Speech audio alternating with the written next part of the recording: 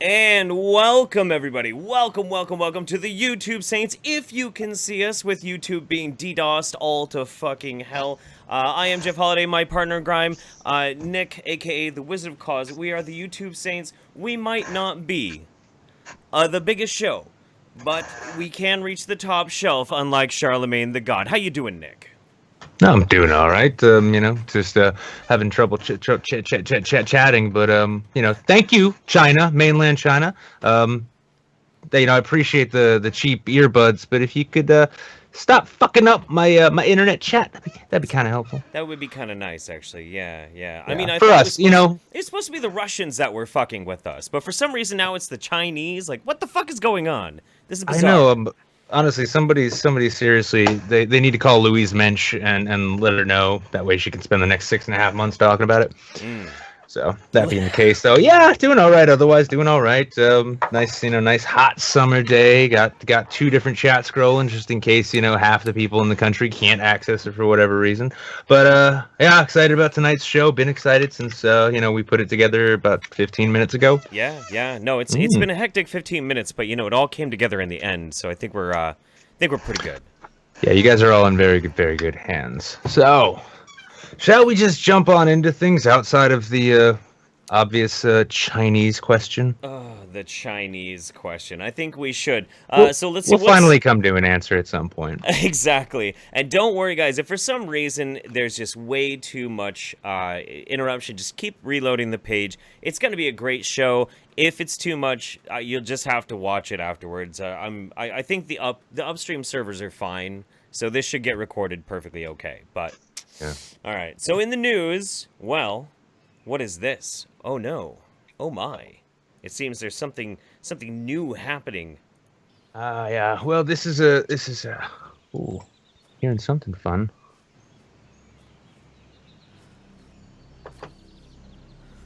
It's Harry Potter Jr. No. This is clearly a sequel to Take Me to Church, the music video. Oh, yeah. Okay. Oh wait, no, this is Kanye's 2, jam. now even more faker. Yeah, no, this has got to be Kanye's new jam. Look at, yep, there we go. It's a metaphor, Nick. It's a metaphor. It's Lord! Oh, wait, no. Oh. Just a pretty blonde woman. She's very pretty. She's very, very pretty. No! The 13th Doctor. So, yeah, this set to the internet kind of on fire today a little bit. So I mean, I'm a. But did it really though? That's what I'm. Well, not really. About. It's funny because these days, we all know outrage and drama. That shit's passe. It's boring as fuck, right? Who wants that? So now what we do is we get outraged and make drama about presumptions of outrage and drama, and hashtag not my doctor, 63 followers on Twitter, gonna change BBC's mind right here. And yeah, truth be told, there wasn't a whole lot of shit. Now, okay, so I know it's a geeky as fuck fandom, and not everyone's into it, and honestly, especially the fucking Tumblr crowd and such, gets pretty fucking toxic. I mean, they kind of make you cringe and just want to stab your dick and watch Star Trek for a week just to make yourself feel slightly better about being a nerd. But at the same time, this little change is rather interesting, and for folks who actually watch the shit, it's got a lot of people scratching their heads, not really sure what sort of takeaway to get. Now, from my part, having watched this show, little kid watching the old shitty fucking 70s ones with Tom Baker, great shit. He's walking through like a foam fucking maze saying it's incredible shit. Incredible. Yeah, as fucking silly as this shit was. And then when the reboot came, it's been a fun show. It's something I've enjoyed. And moreover, too, for the longest time, it was a lovely escape when it would come on from the fucking nonsense of the internet. Oh, all right, I gotta get away from gender politics. Gonna get away from political horseshit. Gonna watch me some silly-ass fucking space time traveler shit. Sure. Well, now they got themselves a woman. There's a woman. A woman. We have to respect the new woman. Respect the TARDIS. But, yeah, but really, here's the funny thing. So a lot of people are rightfully upset. I'd say the last 2 seasons, especially this last season, but even a little bit before then, they've been so fucking full a very obvious social justice style, feminist style fucking virtue signaling. And the worst part about it wasn't even necessarily that it was there, but it was sloppy. It was heavy-handed. It was lazy as fuck, and you couldn't get around it. And sometimes it made you wonder, were they even trying to write a story in the first place? I haven't watched it in a really long time. I've never really been that big of a fan of Doctor Who, to be honest with you. So I don't know. It's weird. Well, I can say this with confidence. I mean, I watched the shit quite a bit, and I followed it even when it was getting bad. Now, as it got worse, I mean, there was an episode in this last season where he and the black lesbian companion that they got, who incidentally, the character and the actress were pretty good, and like the main actor, just got shit on by the writers and never got a chance to actually do anything good. Sure. But they show up in Victorian England. They're out on the Thames, and they mention, they're talking about slavery a bunch, and okay, that's fair, but time period appropriate. But then there's a point in which the character, the doctor, straight up looks at her and says, Jesus was black. All of history is a whitewash. Oh. Really? And then there was another episode, actually, I shit you not, where capitalism was the villain. Oh. Yeah, ended up being the villain. So it was getting pretty fucking cringy this last season. Now in the last two episodes, they did manage to kind of bring it back a little bit more like the days of sort of David Tennant or early Matt Smith. It was pretty good, right? Okay. And then they come out with this, and they introduce Jodie Whittaker as the 13th Doctor. Now, a lot of people are freaking out, thinking, oh my fucking God, they've gone full feminist, virtue signaling, this and that. But what they don't really pay attention to is the fact that all the virtue signaling was coming from one showrunner, Stephen Moffat, and his team. That's what I've heard. Yeah, that's what I've heard is all his fault, basically. Yep. And they're fucking out of there now. They're gone. And they're actually bringing back one of the guys who worked on the show back when it was during the Tennant years, when it was, for most of the fans' approval, at least, or appraisal, really solid, really good storytelling. And this guy also was the man behind Broadchurch for a while, and behind a spin-off from Doctor Who called Torchwood, which I never got into myself, but was wildly successful. Now, my take on this is, okay, I can kind of see why it could be, potentially a feminist fucking prop, but at the same time, I'm gonna give it a shot. I mean, okay. I'm still a fan, and I'm hoping it gets better. Yeah. What's so funny? I'm just amused. I didn't know that you were such a Whovian, actually. Yeah, I have. Shit, dude, I turned my daughter into one already. Come on, she's already. And the funniest thing, here's the funny thing. So I showed her this morning when I saw this news come out, and I said, "What do you think?" And she's like, "Meh." I'm like, "Who's your doctor?" She's like, 11, always 11. Oh, okay. Well, what do you think of this?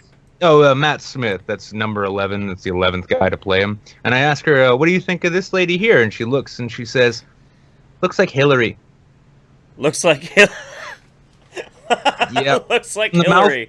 Okay. I am not. Right. Yeah, I'm not a salon columnist talking about my woke as fuck 8-year-old who's totally worried about Donald Trump's Fed policy and how it'll affect 40-year bond markets. No, this is a real 9-year-old who says, "Meh, looks like Hillary. What do you think about a girl doctor? Can I go play Skyrim? Well, yeah. Now, child, go." Yeah, no, I really think we hit a certain level with this one though, because everybody expected that there was going to be huge fucking shit fit about the doctor being a woman, but this is actually one of those cases where it totally can be. It makes sense. It makes sense that you could actually have a female doctor, so it doesn't have to be ham-fisted. But the question is, will it be ham-fisted? Well, I'll tell you this much. As a longtime fan, the moment that I hear a rape culture reference that's not tongue-in-cheek, or as soon as I hear something about toxic masculinity, I'm just gonna hope that new Star Trek series is an absolute shit. Unsolicited opinions of Israel. Anyway, okay, so well, that's what happened. It was the outrage that just didn't really happen. It's the outrage that never was. And if you guys want a good laugh, at least I don't know if it's changed, but if you go to Twitter after the show, check out the hashtag #NotMyDoctor, because what I found when I looked at it was a hell of a lot more people. Yeah, it's real. Oh, yeah. Oh no, but it gets even better, because just in that meta way we were talking about, what I saw when I looked at it earlier wasn't a bunch of outraged fanboys and neckbeards, but a bunch of it's just feminists and retards talking about the hashtag as though it was trending. And I had to wonder, are you the ones who are making it trend? Because I've only seen maybe 3 or 4 tweets that aren't ironic. Man, what's with all this nerd shit? Let's get to some super chats real quick. We got 2 more stories to go through, then we're going to have Jim on with us. Yes. All right, so super chats. Oh shit, fuck me, dead. I got that thing all fucking weird. We know what they're.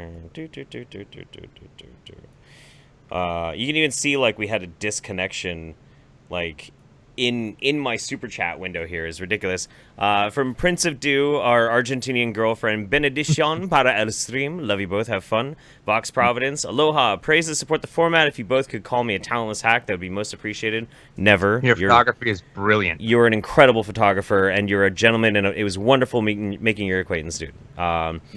I need it for my VidCon project. Now I have to go back to editing. Catch you guys later. You'll never get that from me. Zatran says, here, take my money. Also, if either of you can pronounce my name correctly, I'll give you another 5. What, Zatran? Zatran.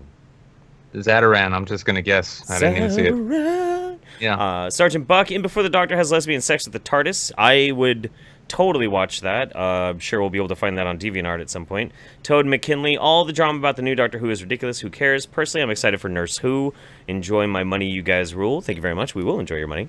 Fraser Danger, stopped watching Doctor Who after Clara. Anything that doesn't exist to me. Anything after doesn't exist to me. Anyways, cheers, my dudes. I guess Clara was garbage, though, man. Clara was like the start of Clara was where I was like, I should stop here, but I won't because I hate myself. Big Mike says, many thanks to you two for introducing me to Frankie McDonald. Okay, you guys, be prepared. We love Frankie. Frankie's amazing.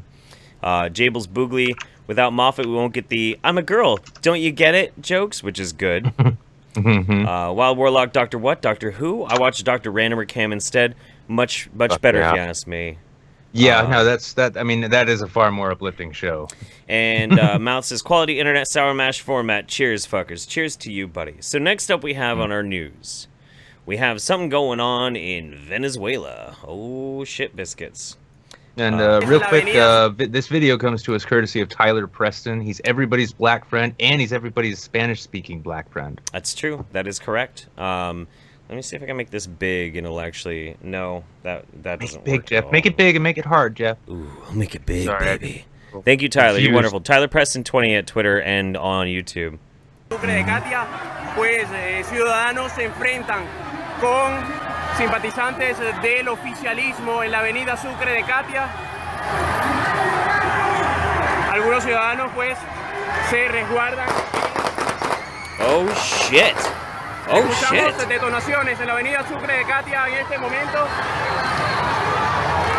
ante la mirada de efectivos de la Policía Nacional Bolivariana.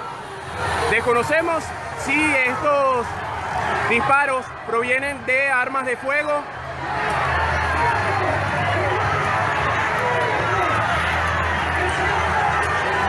La multitud que se mantenía en este sitio se resguardó en la iglesia del Carmen. En la iglesia del Carmen se mantiene resguardada la gente que permanecía en la avenida. And apparently the translation was by Some Little Llama. Some Little Llama is also really awesome too. This is the first time I've watched this, but you're a little bit more familiar with this. What's going on? Okay, well, I did a stream previously on my channel with a few friends, including Little Llama, who's from Peru, I believe. And yeah, and speaking especially with a Brazilian who shares a border with Venezuela. So the long and short of it is, Cesar Chavez came in, socialist, communist, fucking hero that he was. Sure. And I might be fudging my facts a bit because it was a long stream, but. Well, let's just say that between the corruption and the overinvestment in the petrodollar, Venezuela's economy under a socialist regime pretty much kind of went to shit. It was a mix of shitty business decisions in the market and really bad policies at home. Once he passed, it fell then to Maduro, his vice president, who's now clinging to power and is, as I understand it, is corrupt as fuck. And it hasn't really made any adjustments. He's trying to just carry out the legacy, just to roll on through with it. And as a result, they've had food shortages, power shortages, the Mao massive, effect. Yeah, massive civil unrest. That sucks, dude. And the funny thing too is, for everything that I read, this vote, according to many at least, was largely symbolic. It was just a sort of symbolic referendum that no one really thought had any teeth. But even just the very fact that so many people wanted to pour out and lend their voice to this election here, this vote, things got a bit hairy. And now they weren't necessarily certain if those were gunshots, but let's be honest, when you've got a socialist country on the brink of revolution, they're having a riot at a polling station, and then you hear clap, clap, clap, clap, clap. It's never a good sign. Not firecrackers. It's never a good probably sign. Not fireworks. And Toad McKinley says they just want their government-subsidized tendies. I gotta hear you, man. I hear you. I hear you.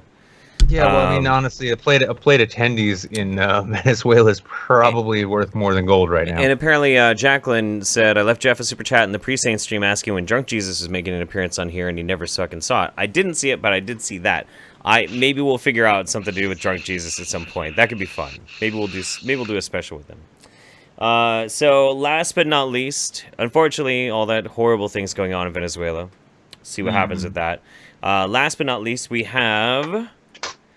Well, George A. Romero. George A. Romero has passed the master of zombies, although I would argue not the master of zombies, because I'm not the biggest Romero fan.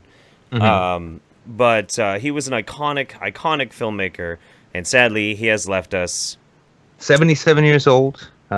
Which honestly, it is one of those things. It's like, it's a shame that he's passed, and condolences to his family. 77 is a pretty decent age, decent ripe old age, and as far as human beings go, he accomplished quite a lot. Oh yeah, oh absolutely. Yeah.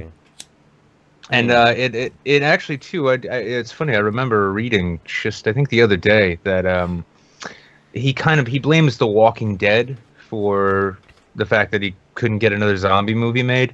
Why? And if that's better than what he did? Possibly, but also, well, I mean, less Don't iconic. Hate me, chat. Don't beat me. Don't beat me. What did he die of? Actually, I didn't actually catch that. I mean, well, let's just say old age. That way, we'll be kind and not need to expose ourselves for doing shit research. Oh, he died. He died of lung cancer. Oh God. Well, do you want to put that cigarette out now? Yeah, let's put that down for a little bit. Yeah. Well, I try to get my vape charging. Does anyone have a cigarette, chat? Anyone in chat got a cigarette? Yeah, somebody throw Nick a cigarette. But let me offer this though. Just like everyone in chat, just if you're a fan of the genre, if you're a fan of the man's work, just type Z to pay respects. Press Z to pay respects. And this is to cheers to you, George Romero. Thanks for what you did. Thanks for what you brought. I wasn't a big fan, but I got mad respect, buddy. And honestly, without you, John Leguizamo would have never made it into an actual zombie film. It's true. It's true. Did he get eaten in the film? He died, but it was I think it was one of those, if I remember, because well, I mean that film sticks out in my memory because I was 22 banging a 38-year-old at the time. We went out to see it like we were actually dating. Yeah, and I remember seeing. I think he had one of those like I'm gonna take these motherfuckers out with me kind of deaths, and yeah. Oh, and look at him going fucking wild. I love that. Anytime I get to see John Leguizamo die is kind of a good point for me. That's not true. I do kind of like. I kind of like John Leguizamo. I'm watching the chat right now, and that's an outpouring of fucking support. That's whether you like the man or not, you cannot fucking deny his legacy. That's true. That's true. He was an influential person. Well, I think it's about that time. It's the time everybody's been waiting for. It's our sexy dance number. No, I mean we're gonna get Jim on. Let's get Jim on. Legendary man of action that he is. Did we need to message him before, or should we just try calling him? Just try calling him and see, and otherwise we'll just talk some shit until he's able to show up. Okay. God damn it. I'm still fucking laughing at his name on Skype. I'm not saying what his name is on Skype, but like when he sent me the request and I saw the name, I was like, I know who that is. Hey, what's up, man? There he is. That's good, dude. How's it going? Ladies and gentlemen, it is the infamous Jim, aka Mister Metokur, aka the Internet Aristocrat. It is what you all came here for, despite my charming and debonair wits. Jim, how you doing? I'm doing great. I'm just having a little Twitter spat with a midget right now, so that's entertaining. That's still going on. Yeah. Did you find a cheaper stepladder for him? Because that, given his social media presence. A different midget, not Charlamagne the God. Oh. I'm talking about Destiny. Destiny's he's a little bit upset with me. A little bit upset with me. So in this case, you found a nice deal on a used municipal cherry picker. All I said was, "Hey, can I send you a leprechaun costume and have you take a picture in it?" And he got all fucking angry. I don't understand it. It's really weird too. He's really known for his temperament. I know he's such a calm individual. I think he suffers from Oompa-itis, where that makes him look like a fucking extra from Charlie and the Chocolate Factory. I don't know. I did go on. I did go on his stream once, and he and I had a little bit of debate, and he actually was really, really charitable and kind to me. But it was such like a soft shoe fucking issue. I didn't have any chance to trigger him, so I left it being kind of like, I actually kind of like Steve. He's not too bad. And then like I saw him like the stream the next day. I'm like, God damn it, motherfucker. Betray my trust like that. Here's the thing I've noticed with Steve, and this is what he's doing right now. It's not just with me; it's with pretty much anybody. When his views are low and he's not getting attention and that revenue's not coming in, he goes and starts shit with people online. It doesn't even matter what it's about. Doesn't even matter what the issue is, because he wants to try to draw them into his stream, and try to dunk on them or get a good jab in there, get a little bit of money, and then move on. And I've seen him try to do this like 8 times now. Oh, sure. I have a whole list that he could try, like Tariq Nasheed, Talib Kweli. Like, come on, man. These are great people to try and bait into an argument. They're amazing. Yeah. Doesn't Destiny want to be put on a white supremacist list? That'd be amazing. Did you hear about that shit? But is there a white supremacy list going around that I'm unaware of? Oh, yes. God, damn. So Tariq Nasheed decided that he was going to make a premium service where you could pay. How much was it? Sorry, $18. You could pay $18 to sign up for this website, and if you were part of this website, you could browse the list and add to the list of suspected white supremacists and add information about existing suspected white supremacists. It lasted about 3 hours and then was nuked. But more than that, absolutely torn apart. Yeah. Well, also, when you looked for it, if I recall, didn't it actually give you a link back to a porn site? It did. After a while, I know the dude. I know who made it, and the guy. He's just like he's a fucking web entrepreneur, quote unquote. And so when it became apparent that was not going to be a lucrative business for him, he just pointed it to one of his porn websites. Yeah, I think one of the most prominent figures featured on the site before it went down, Philly D. I mean, I knew I'd recognize that voice coming out of those bed sheets when we met up at that rally the other day. But yeah, Philly D, suspected white supremacist, Bunty King. Yeah, not even suspected. Yeah, a fucking ethnic Sikh. Canadian Sikh white supremacist. It's my favorite thing. My favorite flavor. That's pretty amazing. So it completely blew up in his face, did it? Oh, it did, and it blew up in his face so much, and he abused the YouTube copyright claim system so much that YouTube nuked his fucking channel. So the next day, when he's like, these suspected white supremacists have taken down my my YouTube career, the next day he decides that he's gonna go back into the rap game, and he used to be a rapper named King Flex. This is after he stopped writing pickup artist books, but he then became King Flex, and his only hit, quote unquote hit, was a song called "Wash Yo Ass." Wait, so he was literally a Kang? He was, yes. Oh, he was the Kang of washed asses, as it turns out. Amazing. This guy's made these 4 documentaries called Hidden Colors, and these are incredible. I watch them sometimes with some of my friends, and we'll chop them up into supercuts of our commentary on it. And these documentaries that Tariq produces will have people saying shit like Shakespeare ripped off every single manuscript from a little black girl. Mozart was actually a black African slave. The people in Africa, before the white man, never got sick because anytime there was something wrong with the body, they could strum a lute over the part of body that was injured, and using vibrational medicine could heal them. Well, that's perfectly scientific. What are you arguing about? Obviously, it's the power of music. Every time I get a headache, I put a violin against my face, and I'm magically cured. That one time I got testicular cancer, I just stuck a stand-up bass right between my legs and strummed it until I orgasmed. I think it's gone, but I mean, you know, whatever. It's corrected the issue. Yeah. It's great too, because if you check out his Twitter feed, you know, you might be blocked now because he's probably got a white supremacist block list going on. But yeah. One of the greatest things, I mean, I put together a little shitpost video a couple weeks ago, set the whole thing to Habanero from Carmen. It was perfect. And yeah, he was out there saying, oh, here's more whitewash history, saying that the ancient Celts were white people. Oh, they were black, were they? Oh, no apparently. Shit. Apparently. Yeah, Anglo-Saxon was a moniker that was clearly just, you know, hijacked. And, let's not forget the Vikings, the Egyptians, the ancient Chinese. One thing I've noticed... Samurais. Don't forget samurais, yeah. I know you've studied this too, Jim. I noticed the only people outside of the black Israelites, when it comes to the straight-up mainstream Kangs, the only people that never seem to get any kind of credit for being actually black are the Jews.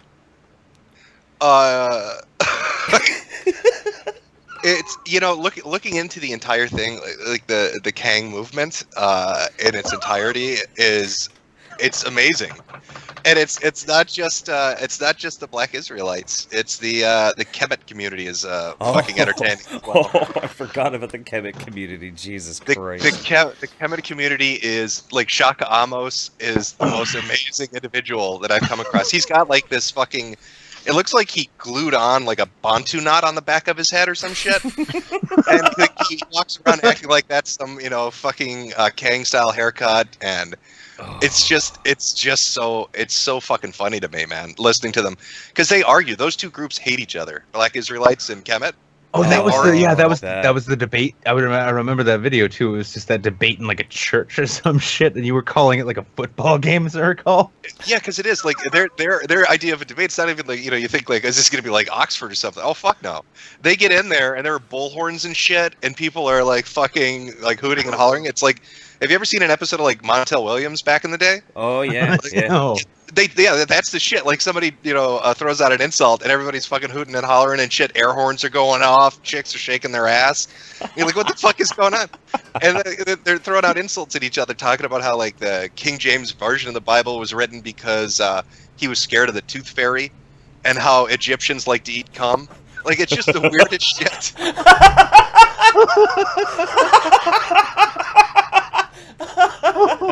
Oh Christ! We was cum eaters and shit. It's like a fucking. It sounds like a rap battle for people with no talent, almost.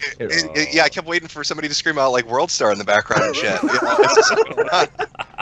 And like the thing too is, it's not like some shitty little auditorium. Like it looks like they're in some kind of like fucking Venetian palace when they're doing this, which is so fucking weird. Yeah, it almost looked like it looked like a mini mega church almost, just a big like it was like a Lions Club or some shit.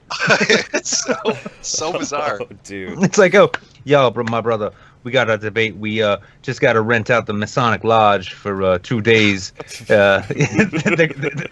They're going on their retreat out to the Hamptons, so we're gonna take these white people's space over and make it ours again for 6 hours. Oh my god! Yeah, I really hope they do more debates. Like, that is the most entertaining shit. Like, I don't think they realize, like, if those guys put those debates on and had like a super chat, they'd be making so much fucking money. Are you kidding me? Yeah, they'd probably be able to rent out a stadium. It a minute. Oh my god! They'd be making thousands of dollars and a fucking minute off of "We Was Kings" getting spammed in the chat. Like, you know, it's a money making opportunity for them. Yeah, it's an easy thing though, with all this like with people just getting fucking dumber and dumber, and the internet making us more enthusiastic about it. It's easy to forget that so much of it can just be genuinely entertaining if you stop taking it remotely seriously. It's not like, all right, Ghazi, what do you got for me today? Oh god, Ghazi fucking Kodzo. Holy shit! So there's one other thing that I wanted to bring up about Tariq, and I'll put it up on the stream, but I'm also gonna share it with you guys. So the thing is, so he made this website about suspected white supremacists, right? Well, the thing is, I'm sorry. The thing is, excuse me. The thing is, he had somebody design a logo, and I gotta get your impression on this, Jim. Oh Hang on. God, yeah. Let me share my screen with you real quick.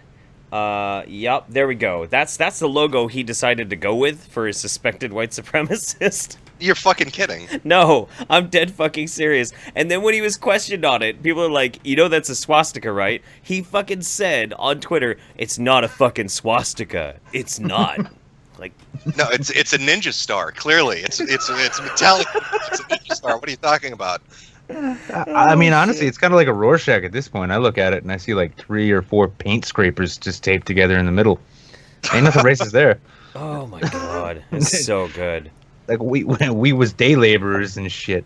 The other community, the other community that I fucking got a real kick out of was the sovereign citizens ones, man. Like if you watch the video, holy shit, is that honestly, dude? I'm from New Hampshire, and we actually have a lot of those up here, and it's great too because they're so embedded in like the old school libertarian movement that we had here. At the Free Staters, because this is like a Free State hub. So like all these libertarians from around the country back in like the real ANCAP days all moved to New Hampshire thinking they could take over the government, only to find out that we have the largest representative government in the world. So for 1.3 million residents, we have 400 House reps. So it's like, I got elected to office. They're paying me $100 a year and they gave me a fucking easy pass. What the fuck? And, and I used to, they're really big out west, out of the Vermont border. I used to live out there, and I remember every couple weeks you'd see the same group of them clustered up out in front of this diner, and they'd be like recording these YouTube vlogs.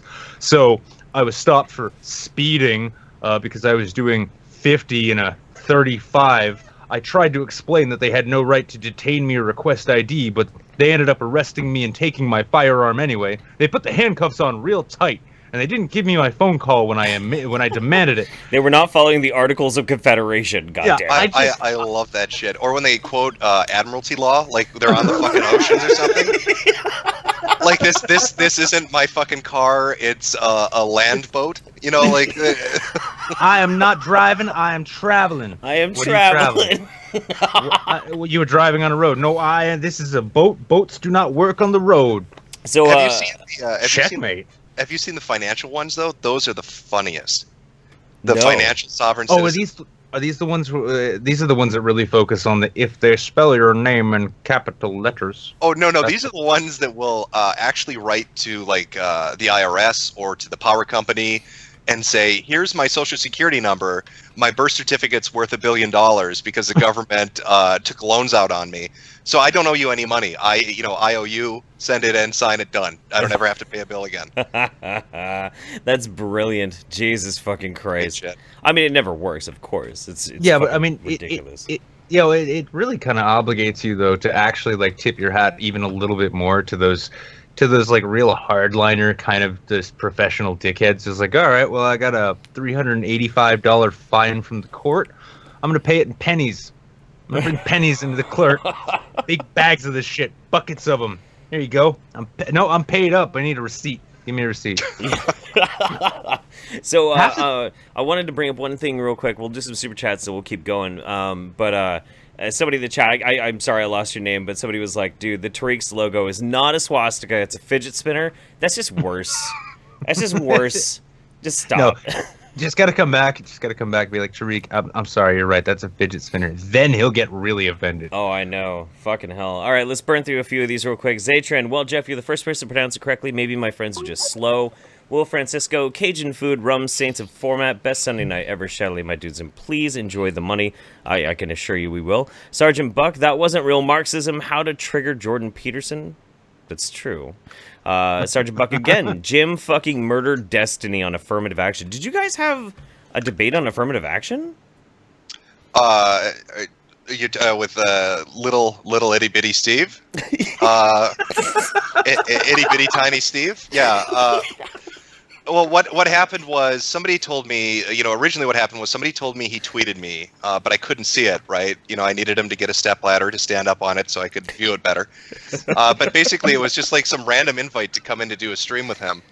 It was a fucking disaster on both ends, but it was just, I'll sum it up for you. Basically, his main argument at the end of it was, outside of affirmative action, is let's not build a wall. Let's pay Mexico $4 billion and then bomb and invade them. That's what his argument was? That was Destiny's argument was it makes more sense to run sorties over Mexico and operate it like Iraq than to build a wall. It's more cost effective. And then we pay them Then we pay the money afterwards. That's the kind of that would confuse the living fuck out of Pole. They'd be like, I like half of this a lot. Real quick, I love this. It's just tardigrade in the chat there, and I really do. I want if Steve, if you're watching this, I think this is a really good merch opportunity. You should create midget spinners. Fuck! Oh fuck! No. Thank you, tardigrade. Okay. Oh shit! You choked Jeff out with that shit. I'm choking. Yeah. It was kind of a layup, but really it was all on you, bub. Wild Warlock, Jeff for the new Doctor Who, and times travel to destroy Korn, Steel Panther, and Cummy's final battle of the community of zombie littles from G. Romero. Son of a bitch, I swear to God. Every fucking show, somebody has to bring up the fact that I look like Jonathan Davis from Korn. They have to reference Steel Panthers because I hate them, and they have to say that fucking word. Yeah, but Cummies. No, I mean the only thing that was left in that is if like somehow he could have put the sound of styrofoam into that sentence. Oh, fuck you. Shut up. I've already had somebody like overpack a fucking like something that was sent to my P.O. box like full of styrofoam just to fuck with me, and I'm like, oh, you piece of shit. It's Jim, for context, Jim, it's kind of a phobia of his. He legit hates it. I probably shouldn't announce that on one of our biggest streams ever. Thanks man. No, that's good. I got your back, buddy. Yeah. Now they know it. The cat's out of the bag. Yeah. Well, I mean, it can't be any worse that time. Somebody sent me a fucking... out of the packing peanuts. Somebody sent me a fucking glitter bomb a few weeks ago. That was fucking annoying. That's why I do all of my unboxings in my kitchen where I don't need the vacuum. See? It got all over me. Jables Boogly, I wish I could have been on Tariq's list. You just gotta... Well, I mean, if he makes another list, man, I'm sure I believe in you. You could do it. Base Mama says, love you guys. Hug to Mems. Let's do 3 more. Liz Reptile, love you guys. Warning, YouTube is being DDoS. We know, darling. We know. We're doing our best. Paige says, this is going to be gay as fuck, but Jim, your vids are informative and entertaining. Don't stop doing them, please. Hashtag stay woke. I'm glad you like the informational presentations on putting bike pumps up your ass. I think I do a community service talking about these important issues like inflation and... diaper furs, of course, as a community service. Oh, gotta baby get the fur. information out there. Gotta love the baby furs. Oh, the Sonic. Honestly, the Sonic was just enlightening. It's Sanic. Sanic. Yeah, the two babies, one box was a fucking trip. I'll tell you that much. And Rhino says we was Changs and Vikangs and shit. Yeah, no, I mean, let's talk a little bit about like what you do though. You and I covered the same topic once, and it was the case of Zammy 070 or something like that, 010. Do you remember which one that was? No, this isn't ringing any bells. So she was the young lady who she did the Steven Universe fandom. But because she drew like one character too thin. Oh yeah. And like the rest of the Steven Universe DeviantArt fandom and Tumblr people bullied her to the point that she actually tried to kill herself. It was the most fucked up thing I'd ever heard in my life. It was absolutely insane. And the more I dredge, because I basically like to drag my dick through the chemical soup of the internet's toilet as much as I can.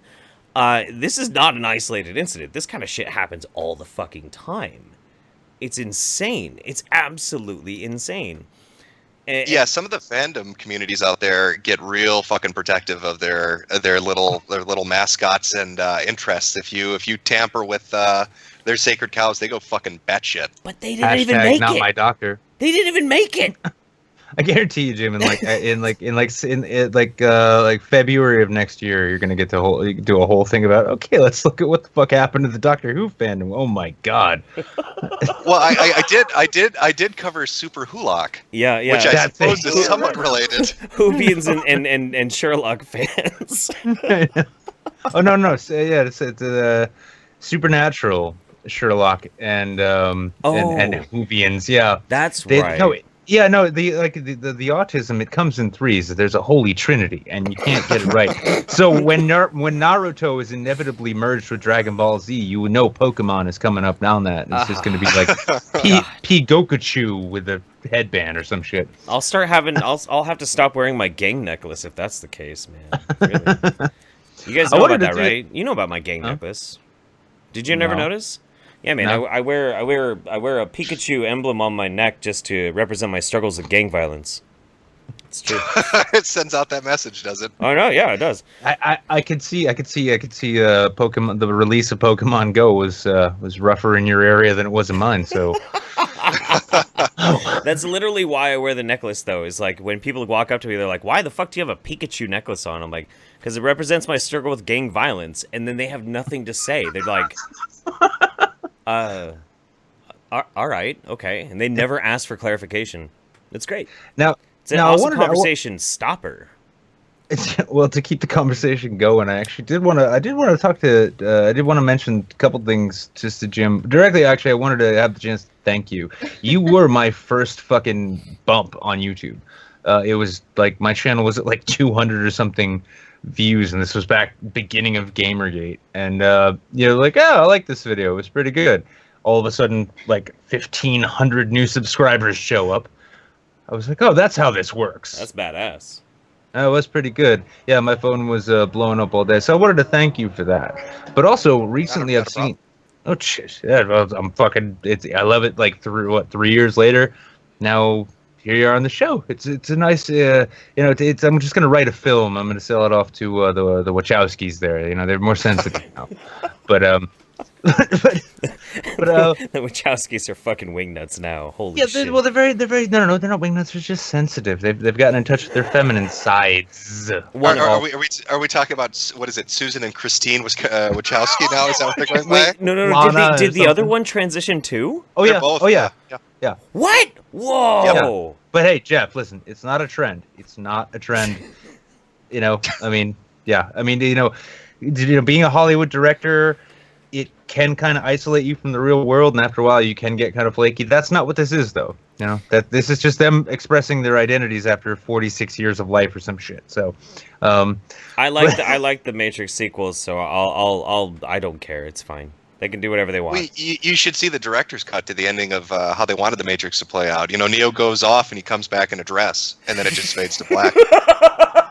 Yeah, well, no, actually, I know what you're talking about, and the fact that didn't play well with audiences, which is why they reshot it so that his trench coat became a dress.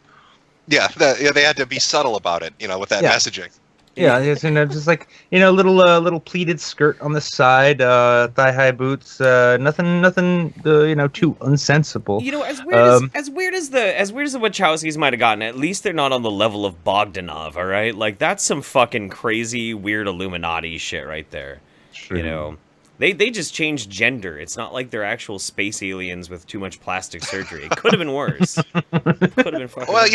Give them another 10 years. We'll see how that plays out. That's true. Yeah. Next thing you know, Bogdanovs will be stunning and brave, beautiful women. There is a whole internet to keep up with, and not everyone in Hollywood can do it without turning to Scientology. So.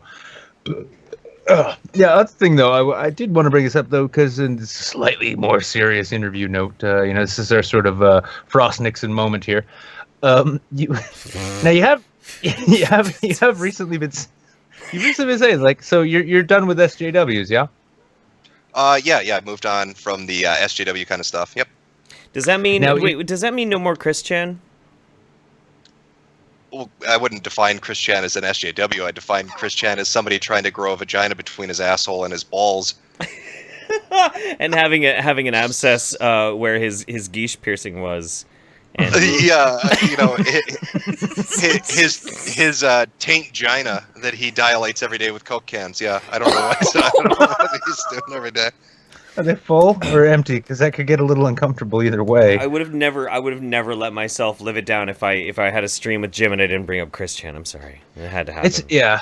No, it's a funny ass thing though, because like, you know, it's so early Gamergate. Jim, you red pilled a lot of people. You red pilled them, Jim. And that pill eventually became a suppository. A bunch of people stuffed up their ass. It's funny though that you could actually, like, you break new ground constantly, man. You go out into the internet, into the parts nobody else knows about or wants to know about, and you're like, oh no, wait, hang on. You think Evergreen was bad? Let me show you something really crazy. Oh yeah. Well, with like the SJW stuff, I still think snowflakes are annoying. I think SJW shit up colleges. Like none of that's fucking changed. Like Evergreen's insane. Nobody's gonna disagree with that. But it just got boring for me to cover the same fucking shit. Well, there's nothing left to say. It feels like everybody's doing it. And yeah, there's nothing left to be said, really, is there? Right, and it feels like it's kind of like, you know, YouTube's like this thing where it's got trends and cycles, and it feels like that kind of let's shit on the SJWs is kind of like cresting, and everybody's doing it. So if I see something and I want to do a video on it, by the time I get around to maybe doing it, there's like 400 videos talking about that. Oh yeah. And besides, I would rather go out and just I want to go back to the shit I used to do, which is just laughing at fucking ridiculous shit. Yep. You know what I mean? Like just the crazy shit that's on the internet that's funny. It's funny to look at this stuff and be like, would somebody really put a bicycle pump up their ass? But they would. Oh, they would. They really would. Mm-hmm. They really do. You know, would somebody like findom? Like, how crazy is that as a fetish? Like, just people saying, "Give me money," and that's the whole fetish, and they get money for saying it. That's incredible. It's absolutely. Jeff, I think we're in the wrong industry, by the way. Well, we need to stick bicycle pumps up our asses. Yeah. No. I mean, if the findom thing doesn't work out, you know, we got to keep up with the trends. But, you know, let's go with the findom. All of you filthy whores in the chat need to give us money. Is that how it works? Well, the beauty of like findom is it's like, you know, like imagine the critique everybody had against like Twitch whores, right? Like Twitch streamers show off their tits and stuff, or that kind of stuff. Like findom is like the lazy man's version of that. Like so all you do is tweet and say, "Hey, PayPig, I want to cash fuck you. Send me money to my PayPal," and they do. So it's kind of the new version. It's the new version of turn off that pesky ad block. Oh my god, you should see the fucking hashtags. The hashtags these people use: wallet rape and cash fucking and pay pigs. It's the greatest stuff. Now I wanted to throw this at you though too, because last night after you know, when I was trying to get and I'm gonna pretend like I was actually prepping for the show last night.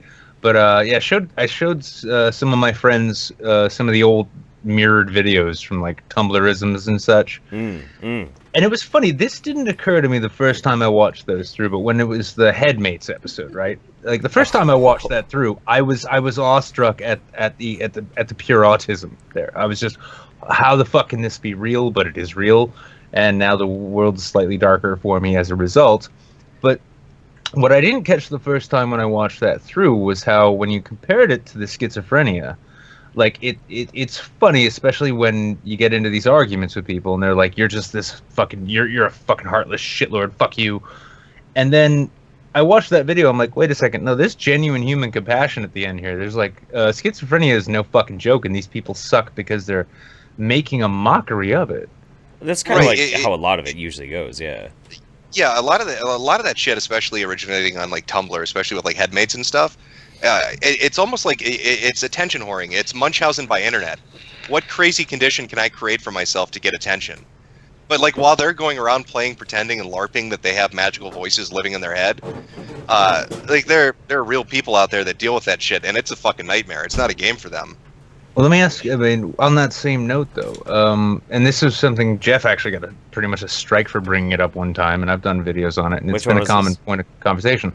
Well, I was going to ask, like, when it comes to like transgender versus transtrender, right? Oh, do you see that same dichotomy in which like people who are genuinely fucking dealing with really fucked up personal issues are having their issues sort of turned into a fashion trend by people who want nothing more than just to be special? Yeah, it would be the same thing. It's any condition I can call upon, whatever it is, and pretend I have to get attention. And I guarantee you, fucking 99% of these people that are listening, you know, if you like went to some Tumblr account, that are listing that they have 482 different diagnoses from autism on down to I'm transsexual. Not fucking one of them is true. Not one of them is some of them true. are even honest about it too, and they'll even put like in their byline on Tumblr, self-diagnosed, and like they do it as if there's nothing wrong with that. There's totally nothing wrong with that. It totally is like we're on the level because I understand. I've done my research. But I read Wikipedia. Yeah, I know what I'm talking about. Yeah, I cite those sources, right? That wiki article told me everything I need to know to understand that I have lupus. Absolutely. Yeah. I'm with you on the SJW thing though, because I mean, for one, it is tired and it's become extremely popular, and it kind of is like, there's nothing really breaking ground with it at this point. If something really tickles my pickle enough that I want to do something about it, I make videos where I talk to a dildo about it, just as a demarcation of how serious I take this conversation anymore, because it's nothing but fodder. It's just basic fodder at this point. You need to find something fresh. Yeah, sure, Jeff. Don't use his name. I think the interesting place that shit's gonna go, that I've been kind of watching trend-wise, is like street fights. Like I think we're gonna start to see some fucking old-fashioned street fights with that Antifa shit, and what does Gavin McInnes call his little group? Good Old Boys. Proud Boys. Proud Boys, and like alt-right and stuff like that. Like that seems to be escalating everywhere. Every time they clash, there seems to be getting more and more violent, and it feels like it's gonna go gangs of New York shit eventually, and we're gonna see some real blood. Yeah, I'm waiting dead for rabbits guns. versus the natives, man. Fucking A. Yeah, it's. I mean, well, it's it's probably gonna be like dead tofu bowls versus the versus the communitards or something. Did you just say tofu bowls? Yeah, well, I mean, they're not gonna go killing rabbits. That would be triggering, Jeff. that would be just wrong. That's a good question, though. Well, go ahead. No, I was just gonna say, like, see, I'm watching that shit too, and I came out of the professional left. Like, I watched it right up until it was on the cusp of falling full into SJW land.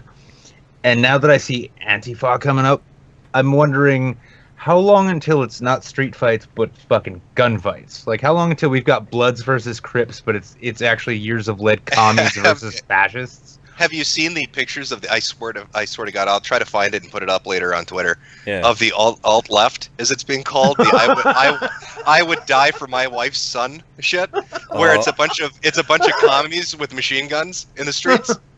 I would die for my wife's son? Yeah, I would gladly die for my wife's son, the alt-left, and it's commies with machine guns. Oh my god, what the fuck? So, fucking They've all got the safety on, and they forgot to put the green gas in the bottom of the magazine. half of them have like fucking airsoft pistols and shit. Guys got Nerf guns. They're acting like they're badass because they painted it black. Oh, that one, because I've seen on Facebook, especially the gun enthusiasts, because I mean I like guns, and so it's like, check out this sexy 1911. Oh, that's a good post. What's the next one? Antifa. Here are 52 reasons none of these guns are real. Oh yeah, that magazine is in the wrong spot, isn't it? So why? 4 days ago, I actually left my house, which is pretty rare. I'm usually too busy working and like doing this kind of shit. But I left my house. I went over to a buddy's house, and it was a friend of mine who ran in the same circles I did when I first came to this town when I was 16 years old. And when I came into this town when I was 16, the first people to take me in was a group of half of them were Jews and half of them were Irish, and they were all sharps. So they were all skinheads against racial prejudice. And they basically were people that their Saturday night was getting wasted on cheap-ass beer and beating up skinheads. Like, that's what they like to do. And so I sat down, I picked this dude's brain about Antifa, and he's like, what are these fucking dudes? And the dude's a total burnout at this point, but he's a great guy. He's a great dude. What are these fucking dudes talking about? We didn't fucking march. We didn't have protests. We just got wasted, beat up fucking skinheads. Fuck it. And I'm thinking to myself, like, what the fuck is going to happen with this when it blows up? Like, is mommy and daddy really going to let you go and buy a fucking, like, you know, an M4 on their credit card so you can go and do Viva la Revolution? Like, what the fuck is going to happen? And do you know how the safety catch works? Right, you've got a bunch of LARPing college-age, like, suburbanites that want to go out and bash the fash while they wear their fucking ninja outfits in the daytime. But the thing is, they're getting financing. You know, they're organizations that are backing them, and I don't know if it'll turn to gun violence, but I really do think we're going to start to see a lot of stabbings and beatings with bats and shit. I really do think we're going to see street fights probably the next year. Probably. Well, are you familiar with the Years of Lead? That sounds familiar, but no. You had a really good, and he's a buddy of ours, so I'm gonna give him a shout out. You probably know him, Kraut and T. Yeah, I know who he is. Yep. Yeah, Kraut did a really good video on the Years of Lead because, so Antifa came out of Europe, and it came out of like early 20th century Europe, and then it sort of evolved a bit in the 80s with the Black Bloc, which is that's what you see now, where it's like, we're gonna dress up like Family Dollar ninjas, and we're gonna go smash up some storefronts and set cars on fire, and look at us like starting the revolution. And well, that shit back in the early 20th century, before and during, and a little bit after World War II, there were legit fascist factions that formed up in response to the anti-fascist factions which formed up, and they were bombing each other. They were targeted bombing, targeted a politician and shit. Yeah. Oh yeah, politicians getting killed left and right. And I mean, it's funny because here in the States, the old liberal me, I used to be like, fuck the security state, and these days that makes me a libertarian apparently. But then you've got, you've got these cunts out there like, oh yeah, we need the revolution, and if you really want to have a fun time, like if you want to look into someone fun that you can have, if you want internet crazy and it can still stay a little political, but it's going out in that direction, check out Dan Arrow. I've nicknamed him Comrade Starbucks. Yep. And, yeah, Comrade Starbucks is wonderful because he's one of these quasi-academic. I'm an author. I'm a blogger. All this shit. He gives talks and shit, and he and his buddy, I can't remember. He's the Drexel professor who said he got sick when he saw someone give up their first class seat to a uniformed soldier, and then he said, "All I want for Christmas is a white genocide." George Cicarello. These two, and that's Comrade Panera Bread, by the way. Comrade Panera Bread and Comrade Starbucks have been tweeting all this shit about they want a violent revolution, and I'm thinking, you really didn't read that history too well, because if you had, you'd know that once the revolution is complete, somebody, probably like me, who just likes power, will have you taken into a basement and shot. Like, you're gonna go Trotsky with an ice pick to the head. Oh. But, hey, don't let me stop you on your enthusiasm here, because I know how to jump on a bandwagon like anybody else. Well, and the thing that really amazes me too about like Black Bloc and Antifa and stuff that you're kind of seeing everywhere is their message is, we don't like Nazis, right? That's supposed to be their message, but they're so obnoxious and violent and destructive that like people, they're going to start creating fucking Nazis at this rate. Oh, they already are. They already are. People are going to look at them and be like, if these people are saying Nazis are bad and they're spurgs like this, maybe Nazis aren't bad. They're creating their own nightmare scenario by going out there and doing this shit. They're creating what they think they're fighting. They're actually building it.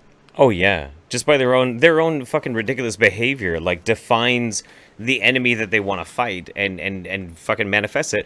I got featured on itsgoingdown.com. Yeah, you did. I did. You're the second person to tell me this. What the fuck is this website? Okay, so this website, this is an Antifa it's your new best website. Friend, Jim. It's your new best friend. This is an Antifa website that basically points out targets of interest, right? So there was a YouTube couple. They're still around. I guess I'm revealing like the truth about them on this, but I guess it's not that big of a deal. Everybody can figure it out. There's a group called Boston Antifa. Okay. And Boston Antifa have been doing these videos, and they tricked a shit ton of people. They tricked Antifa, they tricked the people who were anti-Antifa into thinking that they were actually an Antifa group. But they kept fucking pushing it further and further and further with their jokes. And it turns out that they're actually just a bunch of pranksters. They're playful people. They like to fucking play pranks and whatnot. I think like one of them voted for Bernie, Like, wait, are these the two that did like really crazy YouTube videos where people were like, "This can't fucking be real"? Remember the one? Yeah, you remember the one about men in our movement need to be more feminine. Yes, those guys. Yeah. So, and they lived in my town. They didn't even live in Boston. They lived in Eugene for a long time, right? And so I tried so hard. I was gonna organize something where they actually black bagged me on my channel and kidnapped me for like a video series. They were gonna take over my channel for a week.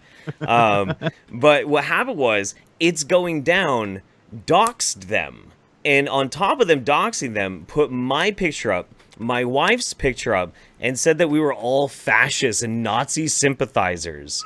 Me, a former sharp, and them, these liberal kid pranksters, you know, and so because they got doxxed and they started getting harassed in town, and this is real, this is actually something that fucking happened, they had to move. And so they're gone now. They're never going to be able to kidnap me on my channel now, thanks fucking pricks and Antifa. Who runs It's Going Down? Who Nobody owns the site? Nobody knows. Oh. Nobody's poked it or prodded it to find out? Well, you know, it's going to start getting prodded and poked a little bit more because people discovered recently that it's actually funded through Patreon. And the kind of shit, like, and it's not just that sort of shit, like, they dox people and say this is like your enemy, go beat them up, go fuck them up.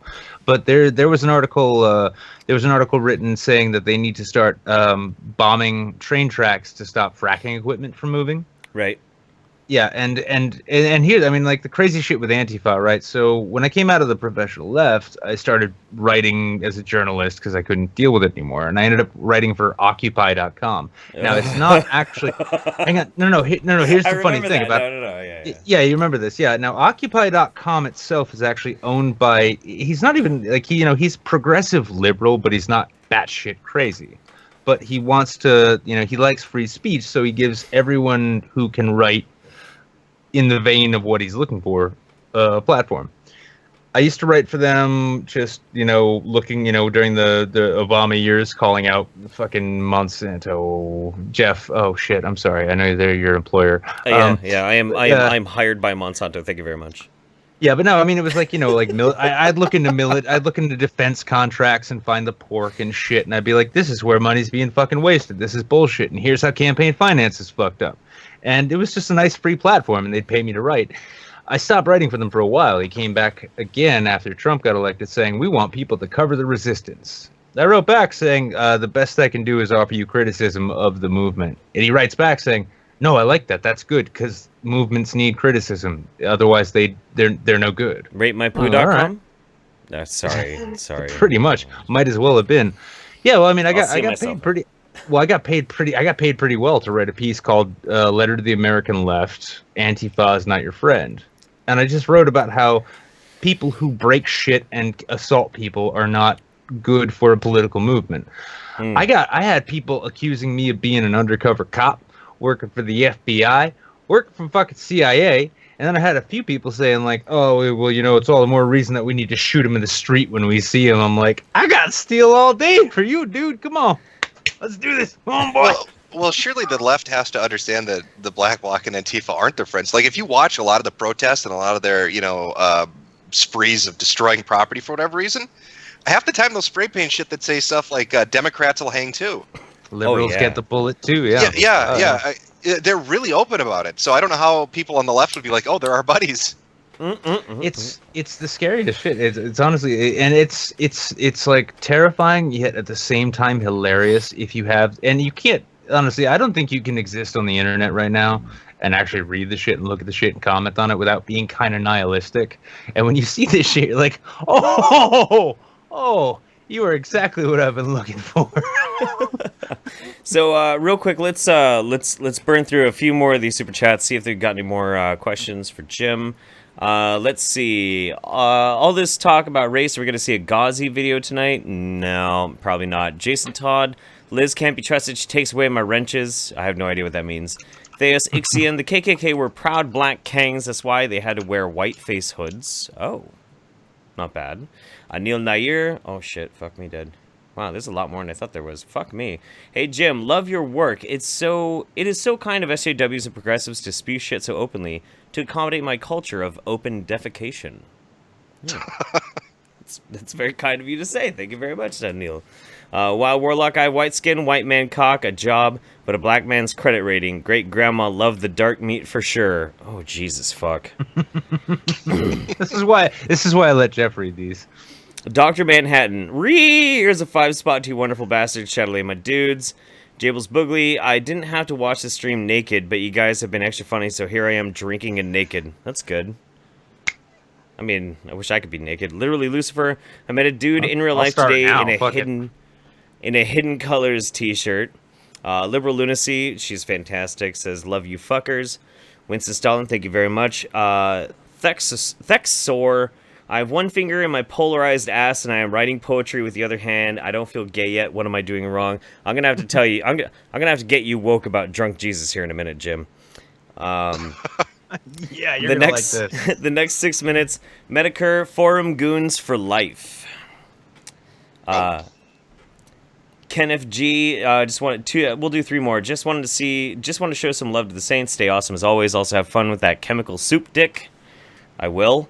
Matt Cook, Jeff, imagine laying in a pile of styrofoam, but it turns into memory foam. Foam is a funny word. It is a funny word. And Michael Gable, my buddy Michael. No, the Wachowskis just realized the Matrix assigned them a gender arbitrarily. That is very triggering. It's super triggering. Very well done, Michael. Yeah, well played. Very well done. Well played. No, I found I think also another repository of finding some fascinating stuff, some amazing things on the internet is Twitch in real life. And the reason why I say this is, so I decided I would sit down for one night, just see what I could find. I hit record on my OBS just to see, to dredge what I could get from it. And I found some of the most amazing things I'd ever seen in my life, in my history on the internet. That wasn't on eFucked, because it's kind of like my default. That's different. Yeah, that's different. But if you want to have fun on your own spare time, Jim, you know about eFucked, right? Of course you do. Of course, yeah. Oh yeah, right. Yeah. No, actually, this is kind of funny. So there's such a dedicated fan base for your videos, Jim. There's this group of kids I know. They're amazing. They're amazing kids. Every single time one of your videos comes out, they have a big rabbit party. They view it all together and they enjoy it together. And then I'm usually there, and then as soon as it's over, I immediately take them to eFucked and make them watch a bunch of fucked up shit.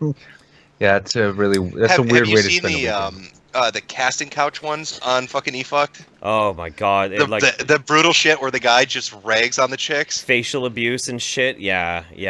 I'm talking about the one where he's mocking the girls auditioning to become porn stars. Oh yeah. He's like, you're a real ugly fucker, aren't you? That's facial guy abuse. With the goatee, right? Yeah.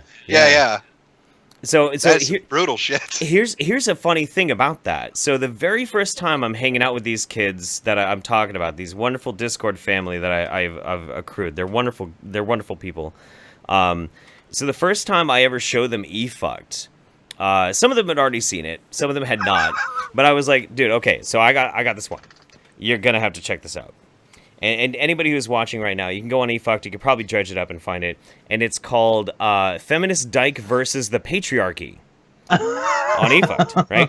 That's a good one. That's a good one. This girl is getting treated horribly, just horribly. And it's not easy to watch because, you know, like I really like watching people getting abused, but like the whole setup for it is amazing because while she's being spit on, she's talking about feminist propaganda, like I'm a woman and I respect myself.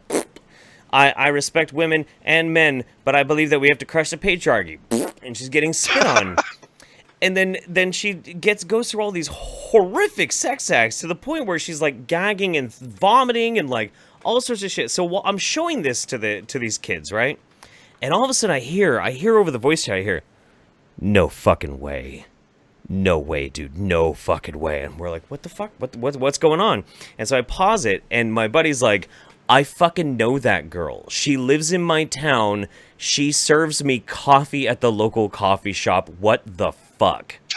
Really? Yes. And to prove it, he went and found her fucking Facebook profile and showed it to me. And it was the same person. I was fucking blown away. It was amazing. The world is a small place.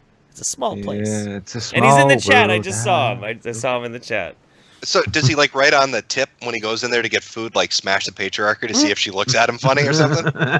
I don't think so. Excuse me, me, now. Excuse me, miss. I think somebody spit in my coffee. Maybe it was the patriarchy. Wink, wink. I mean, I've never seen you eat. I've never seen you eat out of a dog bowl in public.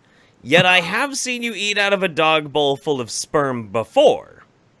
You look vaguely familiar. Have I seen you eating cum by the bucket load? Could you clear this up for me, please? Because I feel a little conflicted. Okay, so I have to know something. Why did the internet aristocrat retire? Why did I shut down the channel? Well, I've shut down channels before. Are you asking why I left like Gamergate, or are you asking why I just shut down the channel in general? Well, specifically the aristocrat channel, because I know you've shut down several channels before, but the aristocrat one was so wildly popular. What was that demarcation where you just decided that you were just done with it all around? With ones before, like, it's hard to explain. It was a habit that I was used to doing. I mean, I would have an account open for 6 months to a year to maybe 2 years, and then I would close it down, and 6 months later I'd start again. Half the problem with attracting a bigger audience, or an audience at all, is it limits your ability to fuck around and have a good time. That's true. And once you get to a certain point, like with the Tumblrisms and all of the other shit, like if you're trying to fuck with these people, if you're having a laugh and you're poking fun, and they all know who you are already, you've lost that element of surprise, I suppose.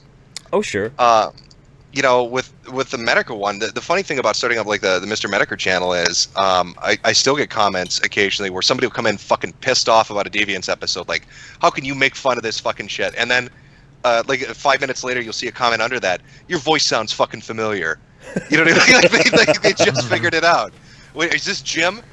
So that's part of it, but there's a lot of reasons. But I just grew disillusioned with I guess where Gamergate was going. I felt the channel was associated with it, and I felt it got too big, I think, and I just wanted to fucking shut it down. And I waited like 5, 6 months, 7 months, and then started up a new one and did some new shit. Yep, absolutely. Now, and the dedicated fan base found you really fucking quickly too. Yeah, let me follow that up though. Honestly, is well, I mean, you can't answer fully, but is Metokur gonna stick around? Yeah, it'll stick around for a while. Like I was kind of forced into, like I've always been kind of very anti making money on the internet. That's just always been my personal stance, right? Sure. Yeah. Right, that's just I've never had like ads on my videos and shit, but circumstances changed, and I was kind of pushed into the direction of doing the Patreon. So as long as I'm running the Patreon, the Metokur channel will stay up because I'm obligated. I feel obligated. If you're going to give me money for a product, I'm going to deliver that product. That's how that should work.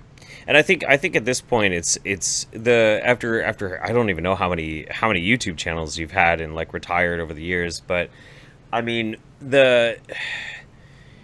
the market itself, like the market, which is basically the crazy wingnut internet autists that just have to like track your every move and want to see everything that you put out, have pretty much spoken that it is actually an extremely marketable product. I feel you on the same level though too. Like I've never taken a sponsorship. I've never gone into anything that I don't necessarily believe in, but at the same time, like when I feel that somebody really appreciates the things that I'm producing, I feel obligated, but it's not a bad obligation. It's actually a really I don't know, it's an enriching obligation for me. Well, and I'm talking about me personally. Like I don't have like I love Red Letter Media. I think they make fucking funny shit. Yeah. I have no problem with them monetizing and making money and you know what I mean? So if other people that make great content do it, that's fine, but just personally as my time on the internet went, it was just never something I did. Sure. And so because that's changed, yeah, the Metokur thing will be around. The thing that sucks is, yeah, you're tied to it. You can't really have fun. But I do run alternative channels that are my own alternative channels, and I do fuck around and have fun, and nobody knows about them. So enjoy that. That is, I've noticed that. I've noticed that with my own. I've been doing my own channel for a couple years now, and I noticed it's like I want to shitpost on this so bad, but this channel expects this. Let's do a second channel. Yeah, shitpost channel. Shitpost channel's fun. Yeah. Yeah. You kind of have to like separate, especially like once you're like, all right, I'm gonna leave this up. I'm gonna keep doing what I'm doing, but I still want to just throw up random shitposts. But I'll be honest with you, the Charlamagne the God response. That sounded a little vodka inspired, and it made it so much better. Yeah, like, here's that guy is so here's this like bad, you see he tries to present himself as like this badass shock jock, right? Like this radio guy, like I can take the heat, I like to talk shit, I'm full on with my guests. Sure. And what show is he hosting? It's a fucking show about mean tweets. And I said one thing to the guy. And he fucking cries about it. Like, I called him, I know what pissed him off, and I know what really got under his skin, because I asked him, I said, I can't remember exactly how I phrased it, but basically I called him a little white girl.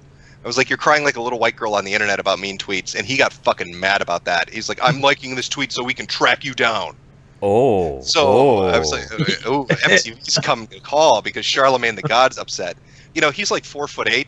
Like him and Destiny, if they stood shoulder on top of one another, maybe would be my height. I don't know. Maybe they could team up and we could have a conversation. I don't know how that would go. You secretly Dieter Lukem. But yeah, the whole premise of the show is okay. So MTV wants to do we're going to expose the trolls thing, right? But the reality of television is they need disclosures. So either they're going to go try to find real trolls who are never going to sign a disclosure to be on their fucking dumb show, or they're going to hire Craigslist actors to pretend to be trolls so they can fake bust them. So who's the show made for? What does it appeal to? I have no idea. So somebody in the chat was asking, are you aware that there's a Metokur Must Die DeviantArt group? Yes. Can I just read this real quick? This is pretty great. I am a DeviantArt user dedicated to the destruction of the troll group known as Metokur. Their website, metokur.org. Is that actually even a thing? Back in the day, yes. Okay. So a guy named Haberman, who's erased his entire internet history, by the way, ran Metokur.org. And on Metokur.org, we had something called the DeviantArt Coalition for Quality Control, where we would write articles about DeviantArt. And they flipped the fuck out about that, right? And there were groups dedicated to hunting us down. That's amazing. Holy shit. Did you try and send me a message, Nick, knowing that I can't check Skype? Oh, you can't. That's nope. right. You can't. You have Skype. to DM it to me on Twitter. No, well, here's the thing. No, we're having a good time. I just figured we're closing in on 2 hours. Didn't know if you wanted to. We'll have to move. We'll have to move on. to over under here pretty soon. Yeah. No, absolutely. I was just saying. Somebody sent that to me, and I'm like, what the fuck? Holy shit, that's crazy. Yeah, no, you have to. You have to DM me. God, by the way, Jim, I love the new Skype name. Oh, do you like that? You like that name? Yeah, that's a good name. Pretty magical. I like that.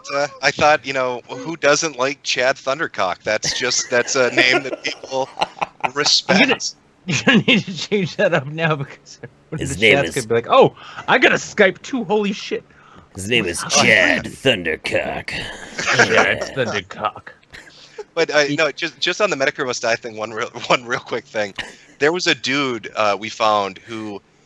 Okay, it was a guy that thought he was a werewolf that thought he was John Candy. So he called himself Were John Candy. He LARPed around and really believed that he was the werewolf version of John Candy.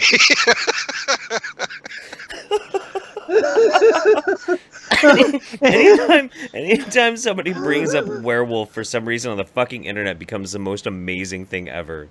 Holy shit. All I'm just seeing is a bearded John Candy riding out of a supermarket parking lot with one of those little scooters saying, "Fuck you, this is mine now." You're actually really close. It was a fat looking John Candy in biker gear, and he had like leather chaps and everything. It was the craziest shit. And this guy, he started a thread on DeviantArt saying he was being bullied. And the admin came in and said, "For your own benefit, I'm going to shut this down because it's not going well." Oh no! Because he got like 600 responses laughing at him. I got one more thing, and this came in to me via Twitter, and apparently I remember seeing this, so a lot of people are very curious. This comes from Pave Darker, I don't fucking know. And he tweeted you asking, any chance of you debating an Asian National Socialist who wants to save the West with patriarchy of Islam? And her name is Claire Kaw, and I think she'd really she'd really spice up your life, spice up your channel. I don't know, I get into this weird situation where the people that come on to debate me end up crying. Like Dean Esme came on and he cried. Destiny. Destiny spent 30 minutes writing on a whiteboard crying after the debate.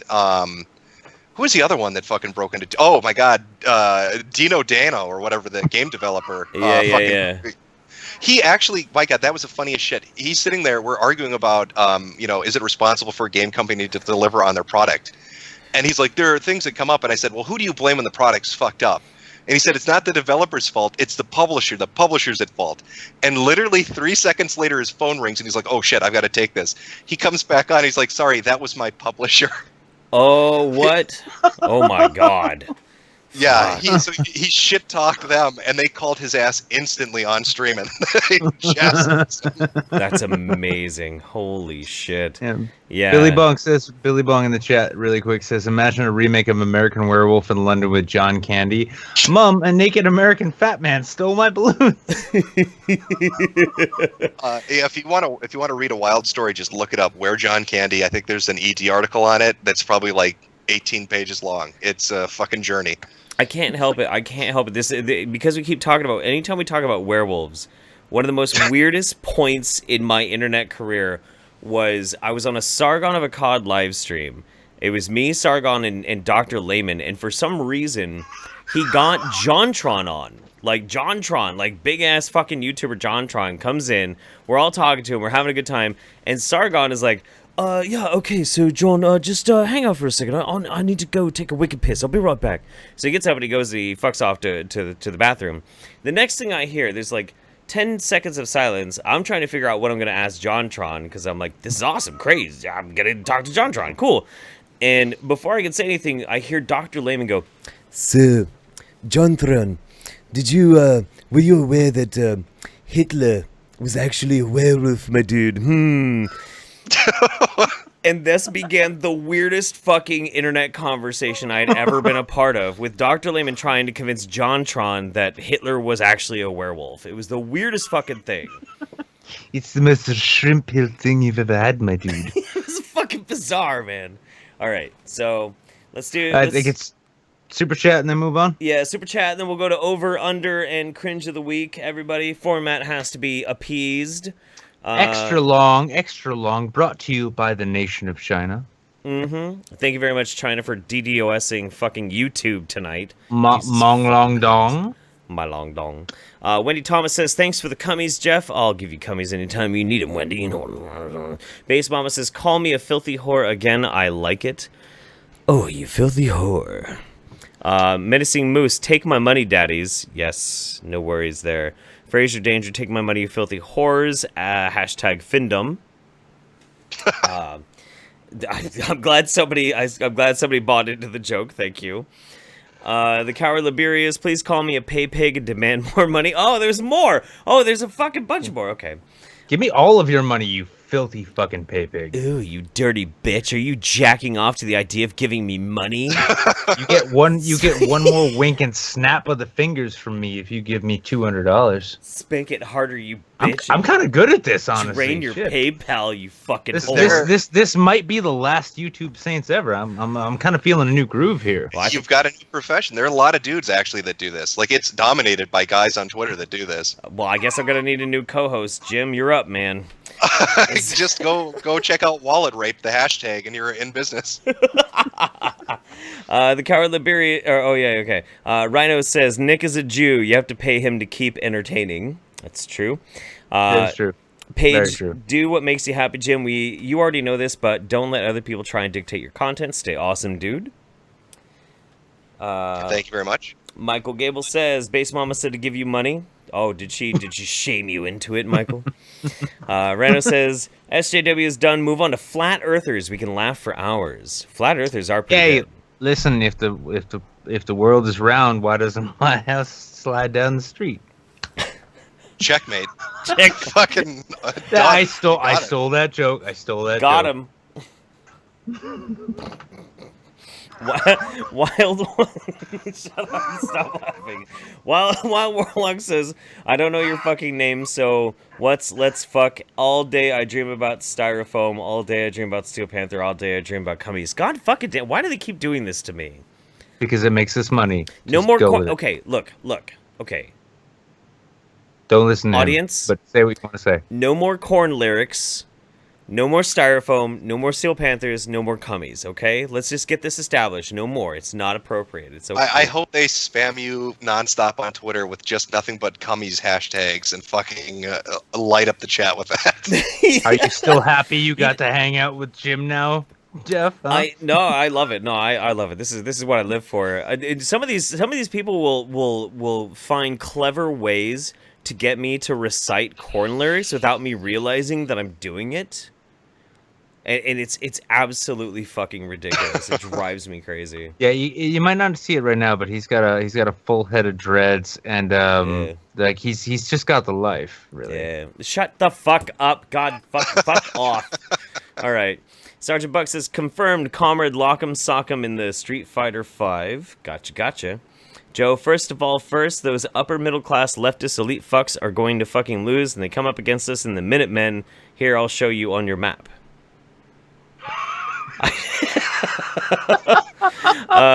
Oh, that's not threatening at all. No. I got a map, nigga. I got a map now.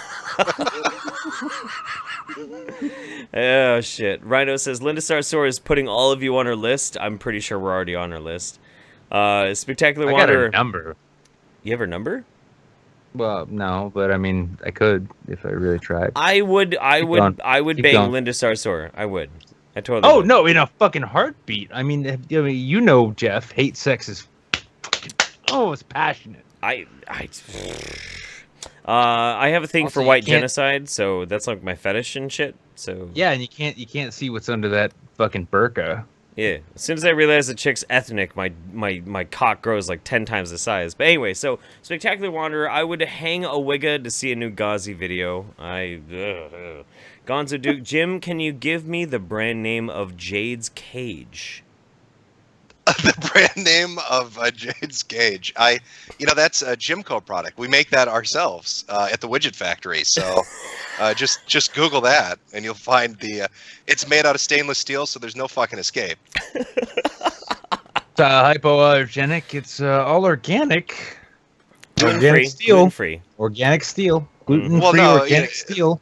The compost heap this cage is kept in is organic. Yeah, that's where we keep her in the cornfield. So, you just gotta segregate, put her out there at nights, let her in to clean in the day.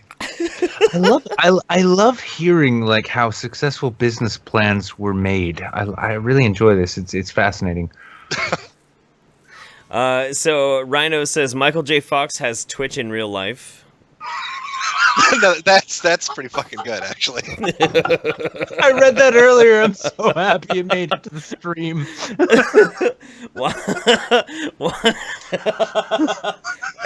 Take a moment, Jeff. Take a moment.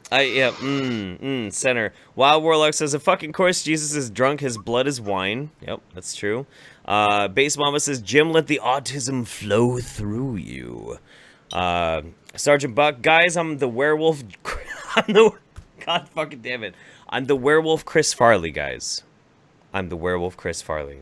Corner that market and claim it as your own, man. That's yours. Nobody can take it from you. Get that URL. Google domains, my dude. Get it. A very dead horse. Here's my weekly super chat, guys. Love your stuff, Jim. Even though you told me to swallow a gun the other day. Hashtag hot chicken for all of you. What the fuck is that? Well, hot chicken's out of Undoom's birthday. Someone's like, yeah, I'm Doomed. I love your content. I want to send you hot chicken. He's like, what the fuck is that? Swallow a gun. Jables Boogly, I don't know what to say right now. Just take it. I will. Drax, Jeffrey Tits, give me cummies, daddy. I've said that before. Oh, yeah, and no. That. Give me cummies, daddy. Yeah, thank you. Grisella, if a Goofy movie, A Story of a Single Father Bonding with His Son, was released now, would it still be a beloved classic, or would SJWs try and ban it? I try and ban it just because I'm full up on Disney. Give me Deadpool. I bet there'd be something triggering about assuming the gender of honestly, Goofy. I want to fucking ship those two. I want to ship Goofy as a single father with Deadpool, just to see how that would play out in cinema. All right, let's do two more real quick. We'll get to the over and the under. Carlos Pena, Grain Belt, Summit, or Surly Jim. I don't know that reference. I'm sorry, I'm just noticing this 10,000 W super chat. What is that? Is it like Venezuelan fun bucks or something? I don't know what that is. I have no idea. An ideological limbo for $60 Canadian. Thank you very much, buddy. Morakaja, Rock-iya, Jeff Tisk, so uncultured. You even called that I wasn't gonna pronounce it right in the super chat. He fucking like spelled it that I wasn't gonna pronounce it right. Oh my god. No, I mean, I can't be mad at you. You just gave me a bunch of money. A bottle for you guys in the mythical and majestic gym. So tempted to make a corn joke, but I won't. I'll spare you the pain. Thank you very much, buddy. Appreciate you. Appreciate you. Okay. So, we're gonna move on to the over-under. And we just got 200 rubles. What the fuck? That's about $6. Don't worry about it. I don't know. I don't know what the fuck it is. I'll check it out now. You go ahead and you introduce the undersubbed of the week. So yeah, Jim, you suggested this to us, and we checked it out. I actually subscribed right away because this is my jam. But do you wanna describe what this channel is? Oh yeah, OSW. Yeah. So it's fantastic. Yeah, I stumbled across it because I was looking for like an old Hogan Ultimate Warrior matchup at like WrestleMania, right? And it's this podcast these guys do where they watch like old fucking and even newer stuff now too, but like wrestling events, and then they commentate it. They condense it down and they talk about the business itself, like the behind the scenes stuff, as well as the matches, and they kind of compare the different versions. But they're funny as hell. It's so fucking good. Old School Wrestling Review HD is their channel. I can't recommend it enough. They do a little bit of gaming stuff, a little bit of movie stuff as well, but really funny guys, and they're criminally on small numbers. Like they're at 60,000. That channel should be way bigger. Absolutely. You said you actually said the words. This is the criminally undersubbed. So let's have a look. Criminally undersubbed. And I picked so for this one I picked just randomly, and I picked a random time code too. This is them reviewing the Royal Rumble from 1991. So you have the My Circle open, right, Jim?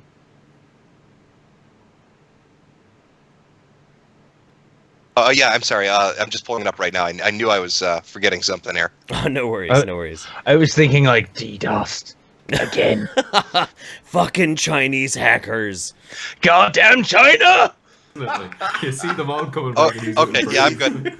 Yep. Or if some like mullah girl is up from the country. Exactly. Bulldog is back after spending 2 years in Calgary Stampede and AJPW. After personal problems with Dynamite split the team, he looks to have put on about 30 pounds of pure muscle mass. 15 is Smash. Bleh.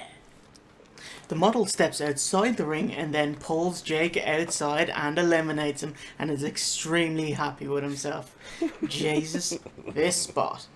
This is like my childhood all over again. Warrior Hawk. Man, imagine the selling in a match between Hawk I know and it's the great to Undertaker. review this shit, and I've watched so many hours of it. It's ridiculous. Youngster Shane Douglas. It's my boy. Best known for throwing down the Eastern Championship Wrestling title, or the NWA belt, in August '94 and kicking off Heyman's ECW. And this is his only pay-per-view match, as he left soon after to take care of his dad. That's something that I think is amazing about this channel too. So I was looking at it a little bit before we went live. Like, these guys, they don't just talk about like what's going on in the ring. These guys are like fucking wrestling historians. Oh, they know this shit down pat. Like they know the backstories, the guys, the business. Like it is entertaining to watch. Like if I don't watch wrestling anymore, but when I was younger, I used to. You know what I mean? I think a lot of people did. Yep. And you go looking for like those old matches and you watch them and you're like, damn, that's entertaining. And just having a show, a podcast that kind of talks about it and then gives you the backstory of like, you find out these guys working in different circuits, they're working in different businesses, what happened when some guy left and what the real reason for it was. It kind of fills in a lot of like backstory that you never knew. It really does. So, like, and there's a lot of like fucking the shit that was going down with Jake the Snake at this point in time too is absolutely fucking insane. Like the whole world of wrestling behind the scenes is insane. Well, yeah, the movie The Wrestler itself was, really well done, and it made me more sympathetic as somebody who didn't give a fuck about wrestling. But I remember watching it as a kid. I'm like, okay, and it's funny now rewatching this shit because I remember like seeing this old school WWF Royal Rumble kind of thing, and you compare it to the kind of shit they're doing now, and it's sort of like watching Cynthia Rothrock have a kung fu fight versus a Matrix fight. It really is. I mean, like now, it's like you can see the choreography in every move here. You can see it's like, I don't want to hurt you, but okay, remember this move. Remember 2, 3, 4, and there we go. And like you compare it to these days, and it's like, I'm gonna kick you in the goddamn face after I bounce off a trampoline that's mounted on the ceiling. Fuck you! I'm gonna fucking pile drive you into the goddamn concrete, and they go for it. And they just go for it, and it's like, of him, but I have like number 17 here, Douglas ... hate him. Just have no time for him. I think he's just the blandest of the bland. Like, yeah, anyone can cut a shoot promo. Yeah, why don't you cut a good kayfabe promo? Yeah, he's got a great look. I saw some of his stuff when he was like, the franchise in ECW. I thought he was really his who's just coming into the ring? Good then. Obviously, he doesn't work as a baby. Oh, fucking white meat baby face. Yeah. Is that the worst job? Shit, it's been so long. I don't even know. I thought it was like Lex Luthor or something like that. So he came to fight Superman, did he? No, well, there was like some dude who he had a name Lex like Luger. Lex Luger. Yeah. Oh my God! All right, yeah. Billy Gunn, apricot pants. Like. No, they had a really good story about. I think it was the Ultimate Warrior. They were talking about how he didn't know how to not hurt people, like when he was in matches and shit. Like he didn't know how to choreograph. Yeah. And Andre the Giant basically taught him a lesson in the ring, and when it came to that, the Warrior did something he didn't like, and then I think the next match they had, the Warrior ran at him to do like a clothesline, and the Giant just planted his ass. It's It was in. So you saw the special, the self-destruction of the Ultimate Warrior. Yeah. It was so they did the same choreography. I think it was like supposed to be 4 nights in a row. And the first 2 nights, if I'm remembering this correctly, correct me if I'm wrong, the Warrior is supposed to be clotheslining the Andre the Giant. But the first 2 nights, he hits him really fucking hard. Like, super hard. Not wrestling hard, but, like, trying to, like, actually fucking clock the dude right in the neck. And so Andre got pissed off about it. And if I'm not mistaken, how they explained it in the documentary, the 3rd time Andre saw him coming and just stuck his fist out. And that's all he did. And dropped his ass. Fucking Warrior just ran into his fist. That's like walking. That's like running into a goddamn Jetta. Yeah, dude. It's just he held a Volkswagen up and a man ran into it. I love stuff like that, and that's kind of why I like this podcast, is because they talk about a lot of stuff kind of like that you don't see really talked about anywhere, and it's a lot to watch. Like, if you don't want to sit down for 2 hours, you might not like it, but if you're into wrestling and you remember the old shit and you want to have a laugh, and these guys are having a beer while they're doing it, it's a good show. Absolutely. And I also like the fact that it's kind of like an international perspective too, because these aren't Americans talking about American wrestling. Yeah. Oh, what are you talking about? They all sound like they're from Kentucky, don't they? Oh, of course they do. Of course they do. Of course they do. Yeah. All of them people I know from Kentucky sound like they're from Manchester. Yeah. Yeah, they are. That's true. That's why they call Kentucky Little Manchester. No, they don't. It is kind of nice though to know that, like, even a sport as silly as wrestling, right? I mean, it's silly and it's fun. That's the point. It's silly and it's fun. Kind of sucks these days, but well, yeah. Well, I mean, these days it's like 30 minutes of like, and introducing bovine growth hormone guy number 1,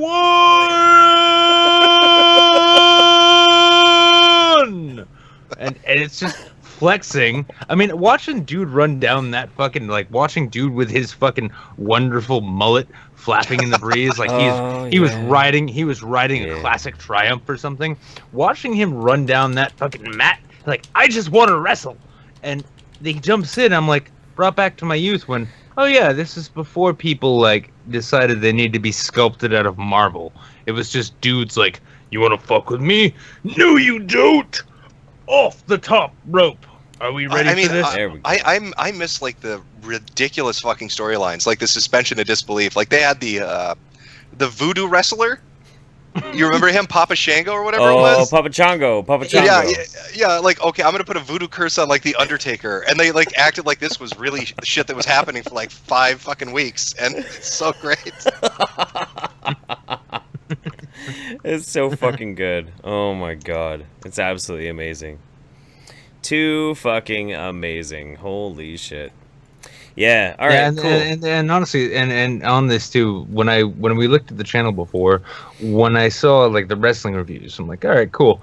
I saw the film reviews. They don't just review any old films. It's wrestling movies. They review all of the right movies. Yeah. Oh yeah. They I love have- these they have- guys. They're incredible. This is They've got like good. they got a full on like what is it, like hour plus review of The Room. Yeah. Lisa, you're tearing me apart. I would never hit her. I wouldn't. Oh, hi, Mark. By the way, Jim, are you familiar with Neil Breen? Neil Breen, I don't know if I am. You got to give me something to jog my memory here. Oh my God. Maybe we'll talk. We'll talk after the show. I'll inundate you with the Neil Breenness. It's pretty amazing. It's pretty incredible.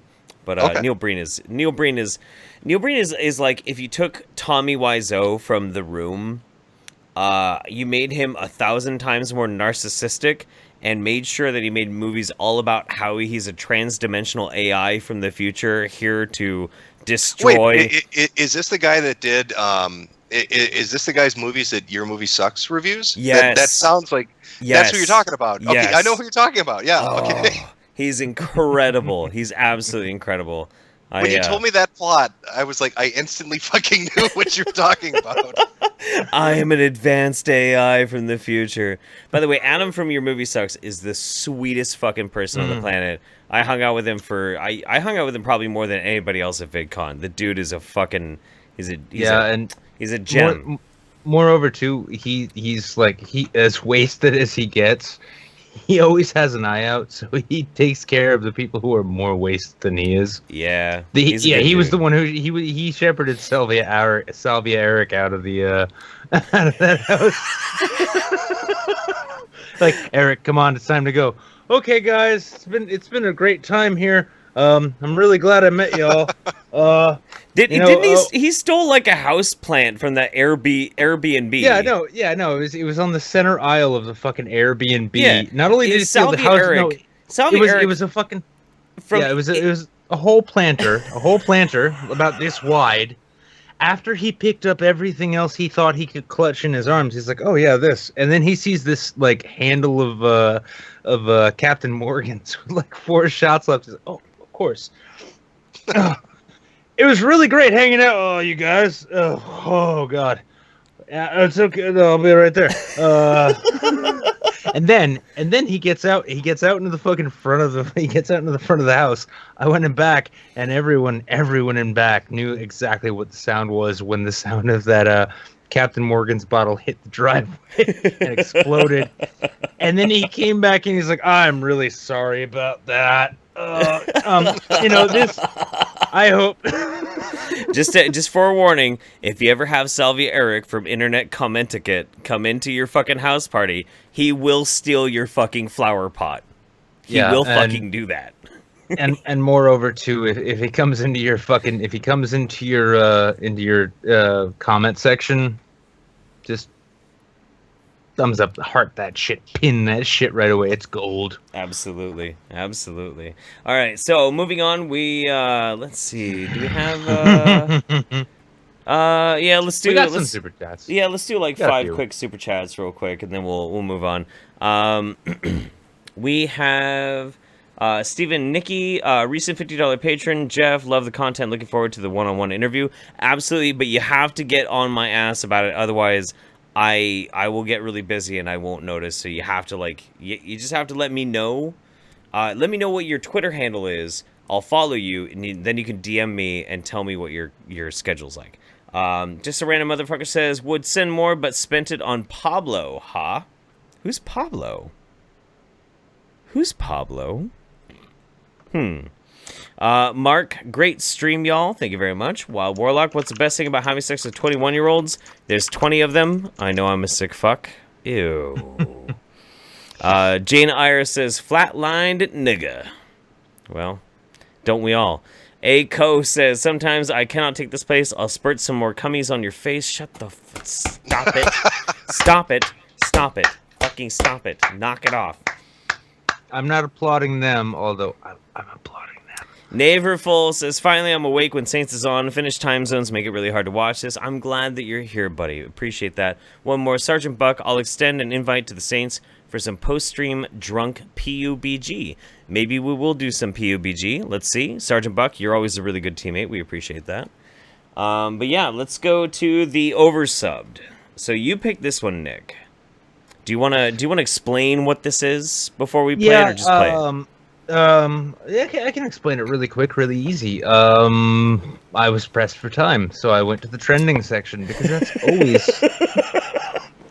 that's always a really good place to find oversub channels. And now we all know that Game of Thrones, and honestly too, to all 1,072 of you who are here with us tonight, thank you for remembering that you can watch Game. Yeah, 1,067 at the moment. So thank you for doubting them, Jeff. Pressed for time, so I went to the trending section. For all 1,000 people here who are here, thank you for remembering that you can catch Game of Thrones whenever you want, because no one watches TV and we have the internet. Oh, yeah. Yeah, this just kind of jumped out at me. This is like almost as bad as like Elsa's Spider-Man porn, except not as funny. Now, you don't really need to be a pro at YouTube to know that ASMR is pretty much shit.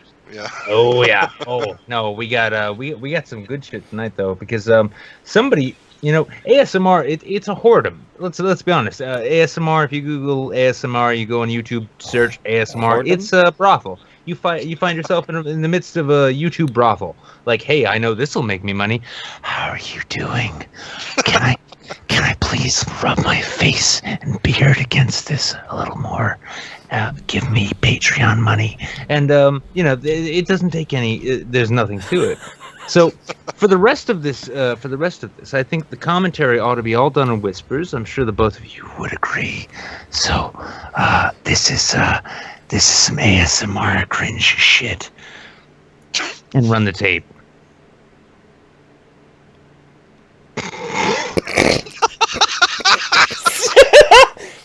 Shut the fuck up. Is this for real? Yes. This is totally real. This is real, is it?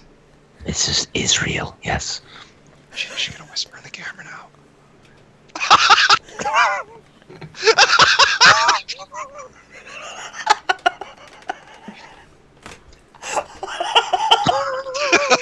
Wow. This is the mother of dragons talking to you in her native tongue. Your ass has fallen off your stallion.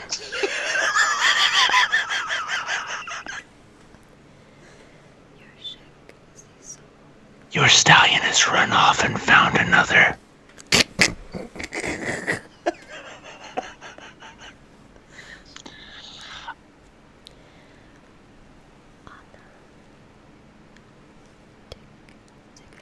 I pet my camera for fun on the weekends, but not on the weekdays.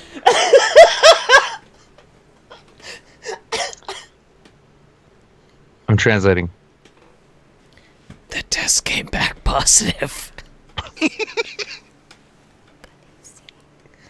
If it burns, give it 2 weeks before you get checked out.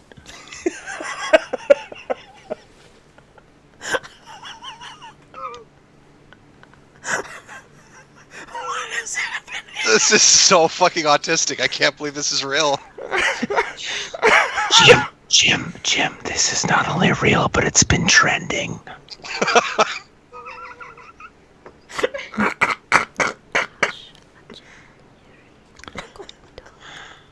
You will find another horse cock if you're willing. Why do you taste like a battery?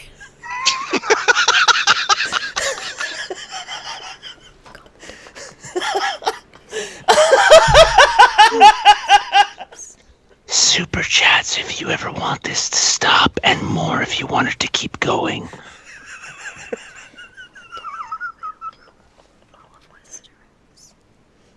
Oh, God. I apologize for the stains on my green screen.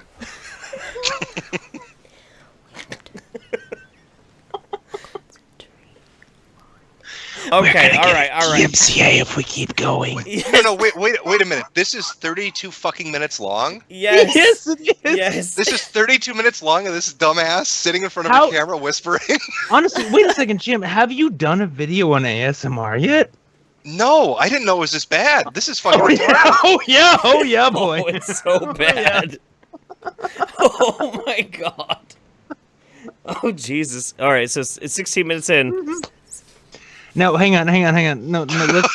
Let's examine the real fun of this. How many views does this video have, and how many subscribers does this channel have? Oh God. Okay. Fuck. Here. Hang on. I gotta find it. I'm not looking it up. I'll look it up. Oh my God. I'll get a fucking. I will get an erection the size of. Okay. This has. This has. Large. No fucking joke. This has 280,000 views on a channel. Her channel is 800. Her channel has 826. No, Jeff, you're doing it wrong. Subscribers. 286,000 subscribers. 826,000 subscribers. She has a like-to-sub ratio of 92%. We finally got around to making fun of ASMR. It feels like we're real YouTubers now. This is unfucking believable. I know. You don't need to go to Tumblr to find genuine autism on the internet. The only thing this is missing to make it a complete clusterfuck is binaural beats. If they could put binaural beats and ASMR with her cosplaying as a retard, it would be the best video ever made. I really wish I wish she'd taken some of them, like, put the dinosaurs in water and watch them grow. Put them on her shoulders, like, I am the mother of dragons. I mean, you should find the ASMRs of people like just using bubble wrap. Like, do you like this? Oh yeah, pop. Oh yeah, there are good. legit, and I mean, I've got enough growth now at my work. It's like there are legit ASMR channels at work, like. Oh yeah. Oh no, there are. There totally are. There totally are. It's ridiculous. It's absolutely insane. And this makes money. Oh, lots of it. Dude, hordes of money. Hordes of fucking money. It's insanity. Honestly, I really want to actually, and I can already see it now, so I'm going to claim a producer credit because that's how entertainment works. An internet, Mister Metokur, Mister Metokur ASMR. So you thought you've seen autism before? I kind of am interested in this now. I didn't know it was this bad. I didn't know they're role playing as fucking Game of Thrones characters and talking for 30 minutes, petting their cameras. In fairness, I think this particular future diner waitress, let's say, I was gonna go a different place, and I think you know where. But I think this lady in particular realized, like, oh my God, Game of Thrones is coming out in 3 days, and I have to TiVo that shit, so I make sure that my views on this video stay high. And oh God, I smoke too much. No, this is exploitation. But yeah, no, these people, honestly, they actually sell microphones that are built into heads, like foam heads, with little tiny microphones in the ears, where people can just, like ASMR, people just walk up on camera. Wait, how weird does it get? Like, are there Muppet AMSRs? Can I find like a Kermit or a Miss Piggy fucking ASMR? Would not be surprised. Okay, so I want to be very gentle here. I'm gonna come. I just want you to imagine me massaging your shoulders a little bit there. Anything's possible. It's the fucking internet. You ought to know this by now. Oh no, I'm looking for it. I'm looking for it right now. Actually. Yeah, it's like, all right, we're gonna do an after stream and a rabbit. We're gonna watch this shit. Like, fuck, he fucked. I found something even weirder. This is incredible. 800 and how many thousand? was it 860,000 or something subs? Around there, yeah. 826,000 subscribers, and this one that was put out a day ago has 280,000 views with a massive like ratio. So just so I'm clear on this, Pepsi and Coca-Cola, they're fine advertising on this fucked up shit, right? As far as Adpocalypse goes, they're like, this is good. We want our product on this video. Oh yeah, Sam Adams, all of them. It's like, you know what? You want a Ford truck? Now enjoy this. So I am Khaleesi. Dragons. I just start doing ASMR like, I'm the Wizard of Cause. Your feminism is a bunch of autism. But just ignore the last 3 letters. That's the only thing it has in common. It's too fucking good, dude. It's too fucking good. It's absolutely amazing. I love everything about this. Oh my god. Have a fishy stick. Keemstar as ASMR is what we need. Oh, God. Welcome to Trauma Alert. Let's get right into the news. Fuck me. What the shit? That's so weird. All right. Okay, so let's catch up again real quick. Let's see. Jordan Peterson ASMR. I saw that. Yeah. Pilsen dude says Chatelet for an old hippie, sativa or indica. I don't smoke weed. Do you guys smoke weed? Mm-hmm. Yeah, on occasion. All day when I have it, which is never. So again, on occasion. So sativa or indica? Yes. Okay. To both. Yeah. Exile Postman, Mr. Metokur, your Terry A. Davis video is the funniest thing I've ever seen. My favorite part was about the child FBI field agents of the DMV. Holy shit, that guy's... I don't know if you guys have seen that. Did you see that tweet that he put out? No. He's like CIA child agents trying to seduce me at DMV. I'll teach them how to deep throat a gun. Holy shit! What? Wait, is that the guy that was like ranting about the CIA or? Yes, yeah. The CIA. We can't say it. Tariq will find us, but yeah. They glow in the dark. Yeah, that's a guy. Yeah. Listen, I mean, I'm not saying Talib Kweli is luminescent, but let's move on. Stephen Nicky says my Twitter handle is Jermercan234. I'll check you out later, buddy. Jables Boogly, I think I wasted all my funny comments on Undoomed yesterday. That's fine. It was his birthday, buddy. We love Undoomed. Gonzo Duke, Jim, what do you think Catherine Marion is up to these days? Holy shit, Mama K? I don't know, man. Probably eating bean sprouts and spreading her ass in the air like a psychopath, like she was doing for the last 10 years. That I don't know how familiar you are with her, but that lady is fucking batshit. She used to have videos where she'd be in the bathtub and make her son film her as she talked about earth spirits are good. Let's go eat bean sprouts. That crazy chick. Oh shit. Yeah. Oh. She had a video where she actually videotaped herself, went to the hospital where her mother was dying, and yelled at her for 20 minutes and videotaped it, and then uploaded it to YouTube. Wow. What the fuck? You know, we a couple weeks back we featured Onision as like the oversubbed. Actually, it was for the VidCon special. Yeah. But clearly, shit just it will always be worse than you can imagine, or worse than you're aware of. Oh yeah. Yeah, absolutely. It's fucking ridiculous. November Mind says, what would Skynet do after it killed all humans? I don't know. What would Skynet do after it killed all humans? Shitpost on Twitter. Raptors everywhere. Good God, do more. Both your laughs are contagious. Yeah, absolutely. Michael Gable says, please stop the voice wizard. My erection can only get so big. Coming to you soon, the Wizard of Cause ASMR channel for all your boner needs. Thank you so much for... actually, it's going to be vaping ASMR. Stop. It's going to be like...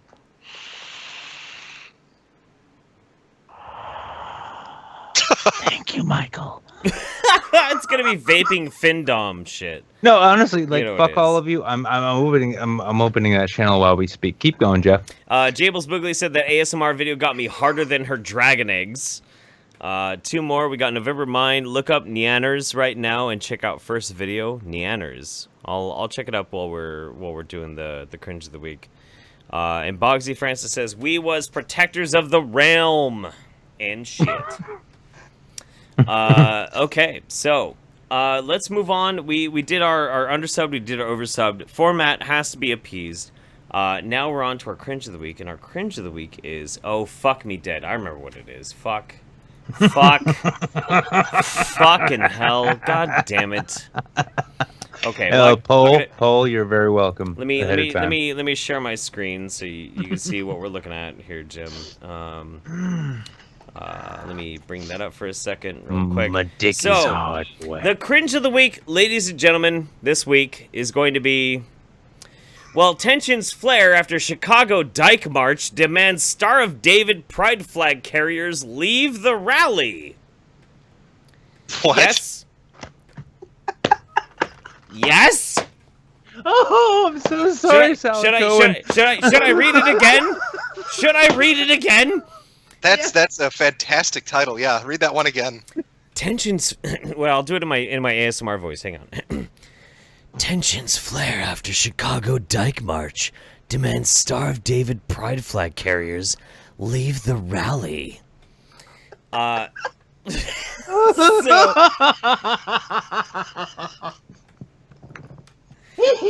the freakiest timeline that we live in right now. Yeah, no, let me offer this. In the freakiest timeline we live in right now, the Dyke March demanded everyone wear brown shirts.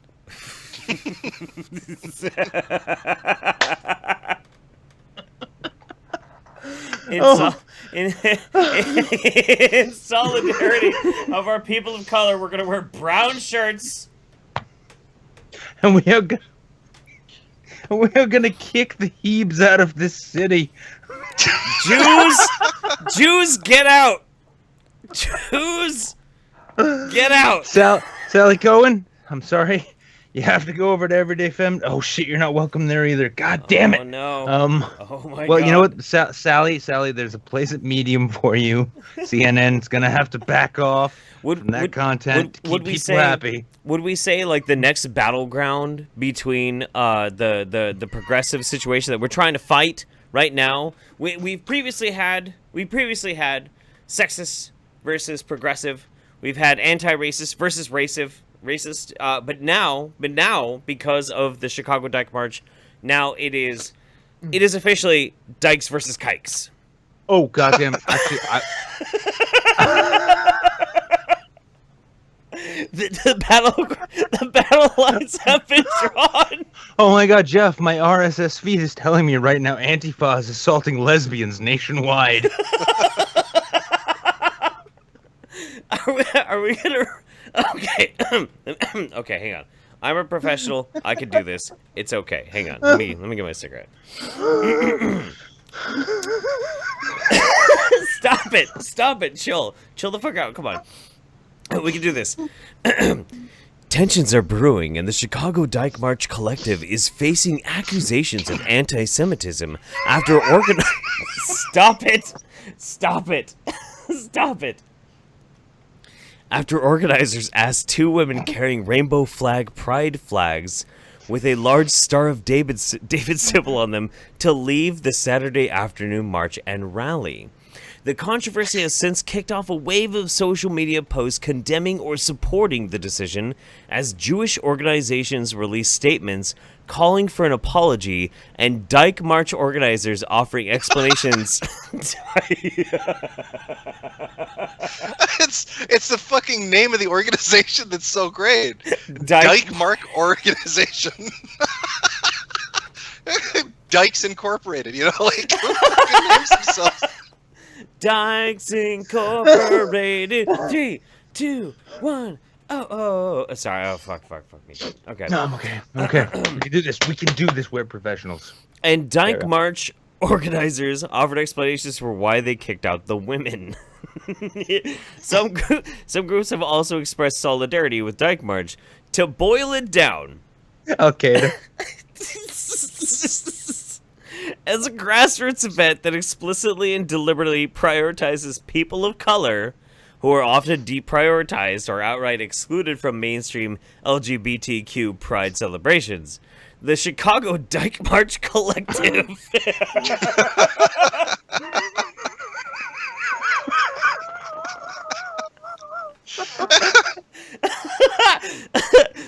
says they told the women to leave the rally in Little Village's Piotrowski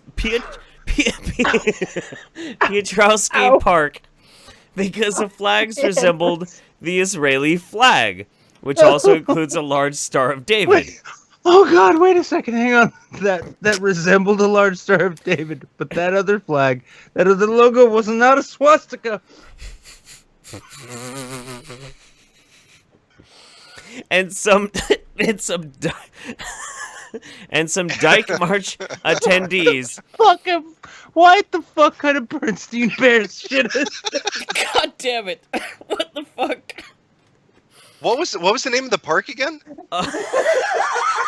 It sounded like you said Penis Park, like Dyke March organizers at Penis Park threw Jews out. Like what?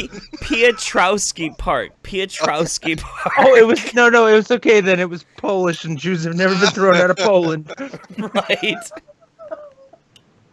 Some Dyke March attendees did not want to see a flag at the rally that could be construed as support for Israel, the political ideology of Zionism, or the Israelis' government's treatment of Palestinians. Dyke March is, quote-unquote, very much pro-Palestine, as one organizer told Chicagoists on Sunday. So they prefer Palestinian pussy, is what they're saying.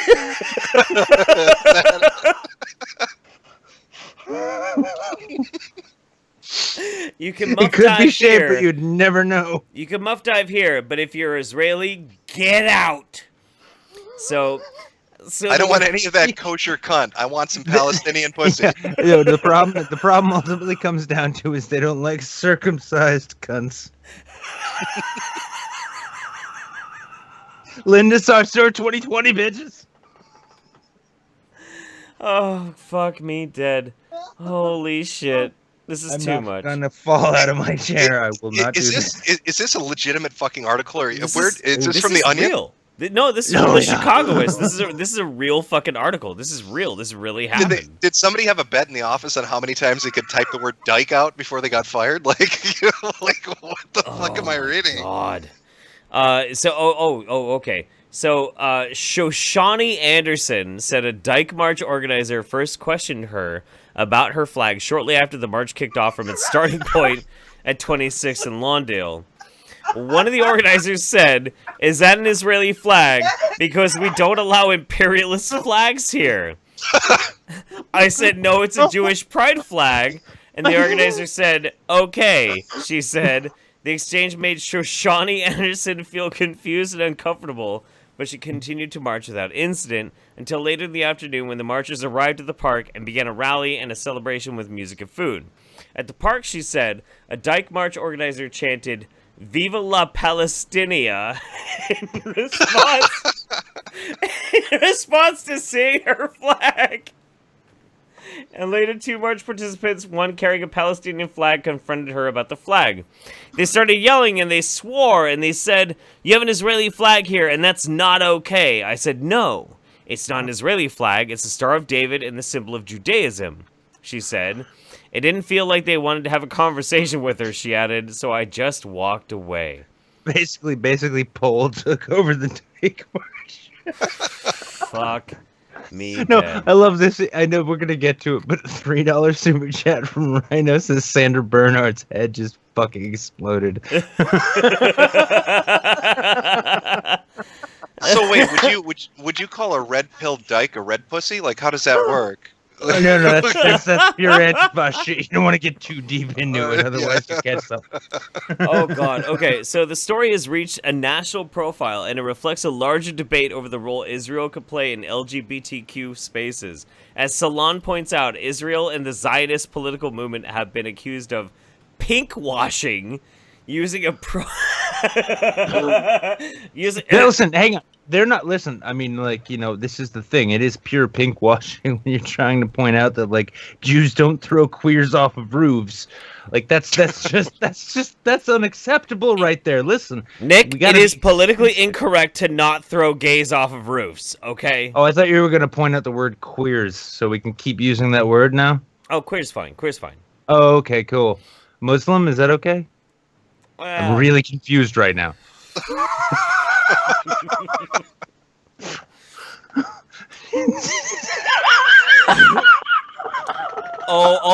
Hang on.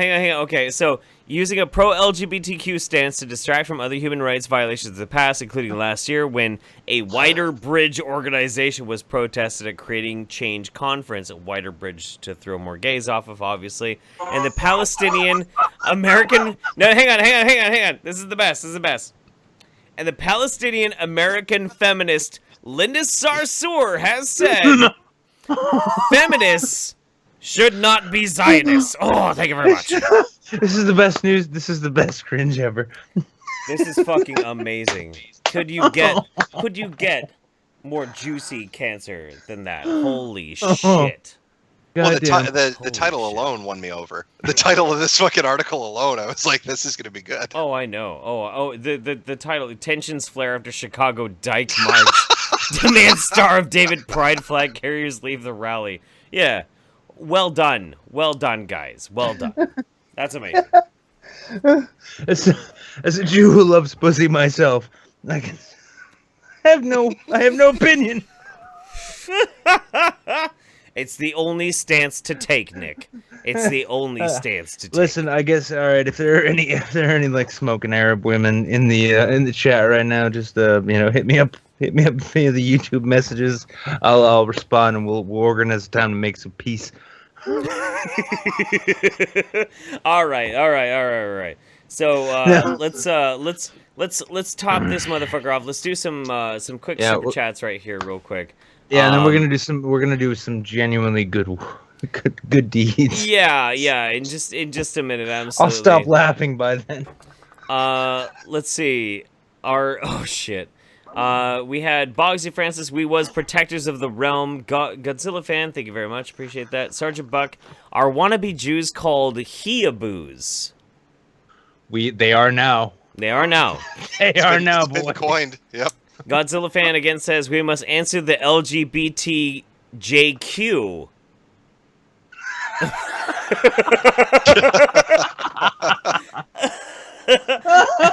at Jalen Sally Cohen, your home has been found.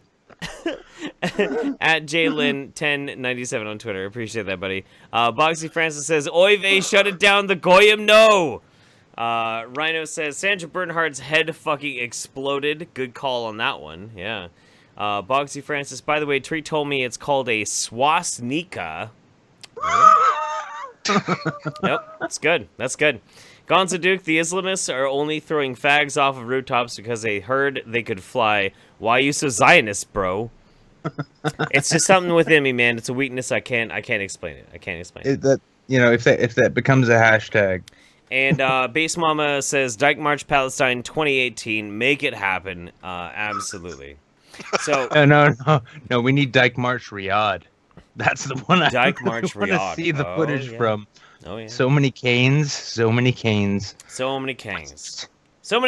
little time. So last but not least, we're gonna switch over here, switching gears a little bit. This is a good friend of ours. Her name is Sevvie Rose. Sevvie Rose is dealing with cancer. She has cancer in her neck, possibly her lungs. This is the latest little bit that we're trying to raise awareness for YouTubers in trouble. Good friend of ours who's an amazing resource. I mean, you can't honestly, and like jokes aside, and I'm honestly done laughing here. Sevvie Rose is probably one of the best diggers I've ever known. Oh yeah. And so when it comes down to people who know, in fact, it was Sevvie who told us about the DDoS attack that was going on YouTube at the beginning of this stream. She's an amazing resource. She's a smart, incredible person. We love Sevvie. Yep, and she's been through some shit, and she's come out the other side with her head held high. She's unfortunately, she had some cancer. She fought it back. She kicked its ass, but now it's come back again, and she's without insurance, living down in Florida.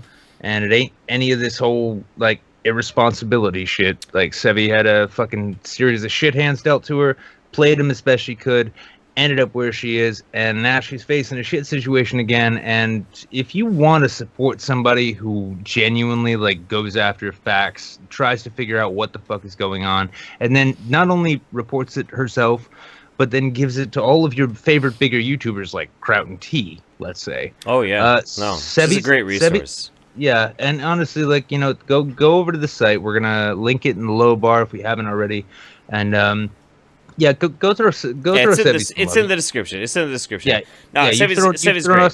Sevvie's you've thrown us plenty of love, and yeah, like, you know what, fuck cancer, man, fuck cancer. Yeah, there's a lot of cancer. Like we just had to talk about our buddy from the Honey Badgers had cancer. Well, he still has cancer from last week. But like it just happens all the time. So if you feel the love, you feel like you want to drop something, link is in the description. We appreciate it very much. So let's bring it back around. Just the three of us. No more super chats. No more super chats. No more videos. No more nothing. No more Dyke Marches. or ASMR. ASMR. Lady Daenerys. Thank you so much for joining us tonight. The mother of dragons. Thank you all so much for joining us tonight. It's been a lot of fun. Go watch Game of Thrones when you're done, because it's probably going to be cancer, but not as bad as this whole thing. And by the way, everybody should absolutely use their Twitter power and hassle Jim into getting PlayerUnknown Battlegrounds. Actually, you know what, Jim? Fuck this shit. You should send me what your Steam profile is. I'll buy you PlayerUnknown Battlegrounds and we'll play it. We'll play it right fucking now. I don't even give a fuck. I feel weird about people buying me video games. I will. Pick so up do a I. copy So do I. When I get a chance. Well, you'll get on my level then. That'll be fair. But no. Yeah. Hey! Now you're talking to a badass bronze leaguer in Overwatch, right? I will trip over a cliff and shoot myself in the fucking face. Man, right? I So have never gotten watch out. above. I've never gotten above bronze 4 in League of Legends. So I don't know what kind of level you're talking about right now, man. But I'm talking fucking Wood League. Like they're whittling my fucking score in that game. Wood League. That's what it is. But it has been an absolute pleasure to have you on, Jim. It's been fucking fantastic. It's really good to get a chance to connect with you. I know the audience appreciates it. Ladies and gentlemen, we have been the YouTube Saints, your internet chemotherapy to the goddamn cancer of everything that's out there. Thank you so much from all of us to all of you. Have a fantastic night, everybody. We'll see you next time. I have to navigate over to find where I can click the stop. That was a lot of hat tipping. That was a lot of hat tipping. Did your fedora twitch? Did your fedora twitch? Twitch it hard, bitch. Twitch it, Nick. We're gonna twitch so fucking hard until everything ends. Oh my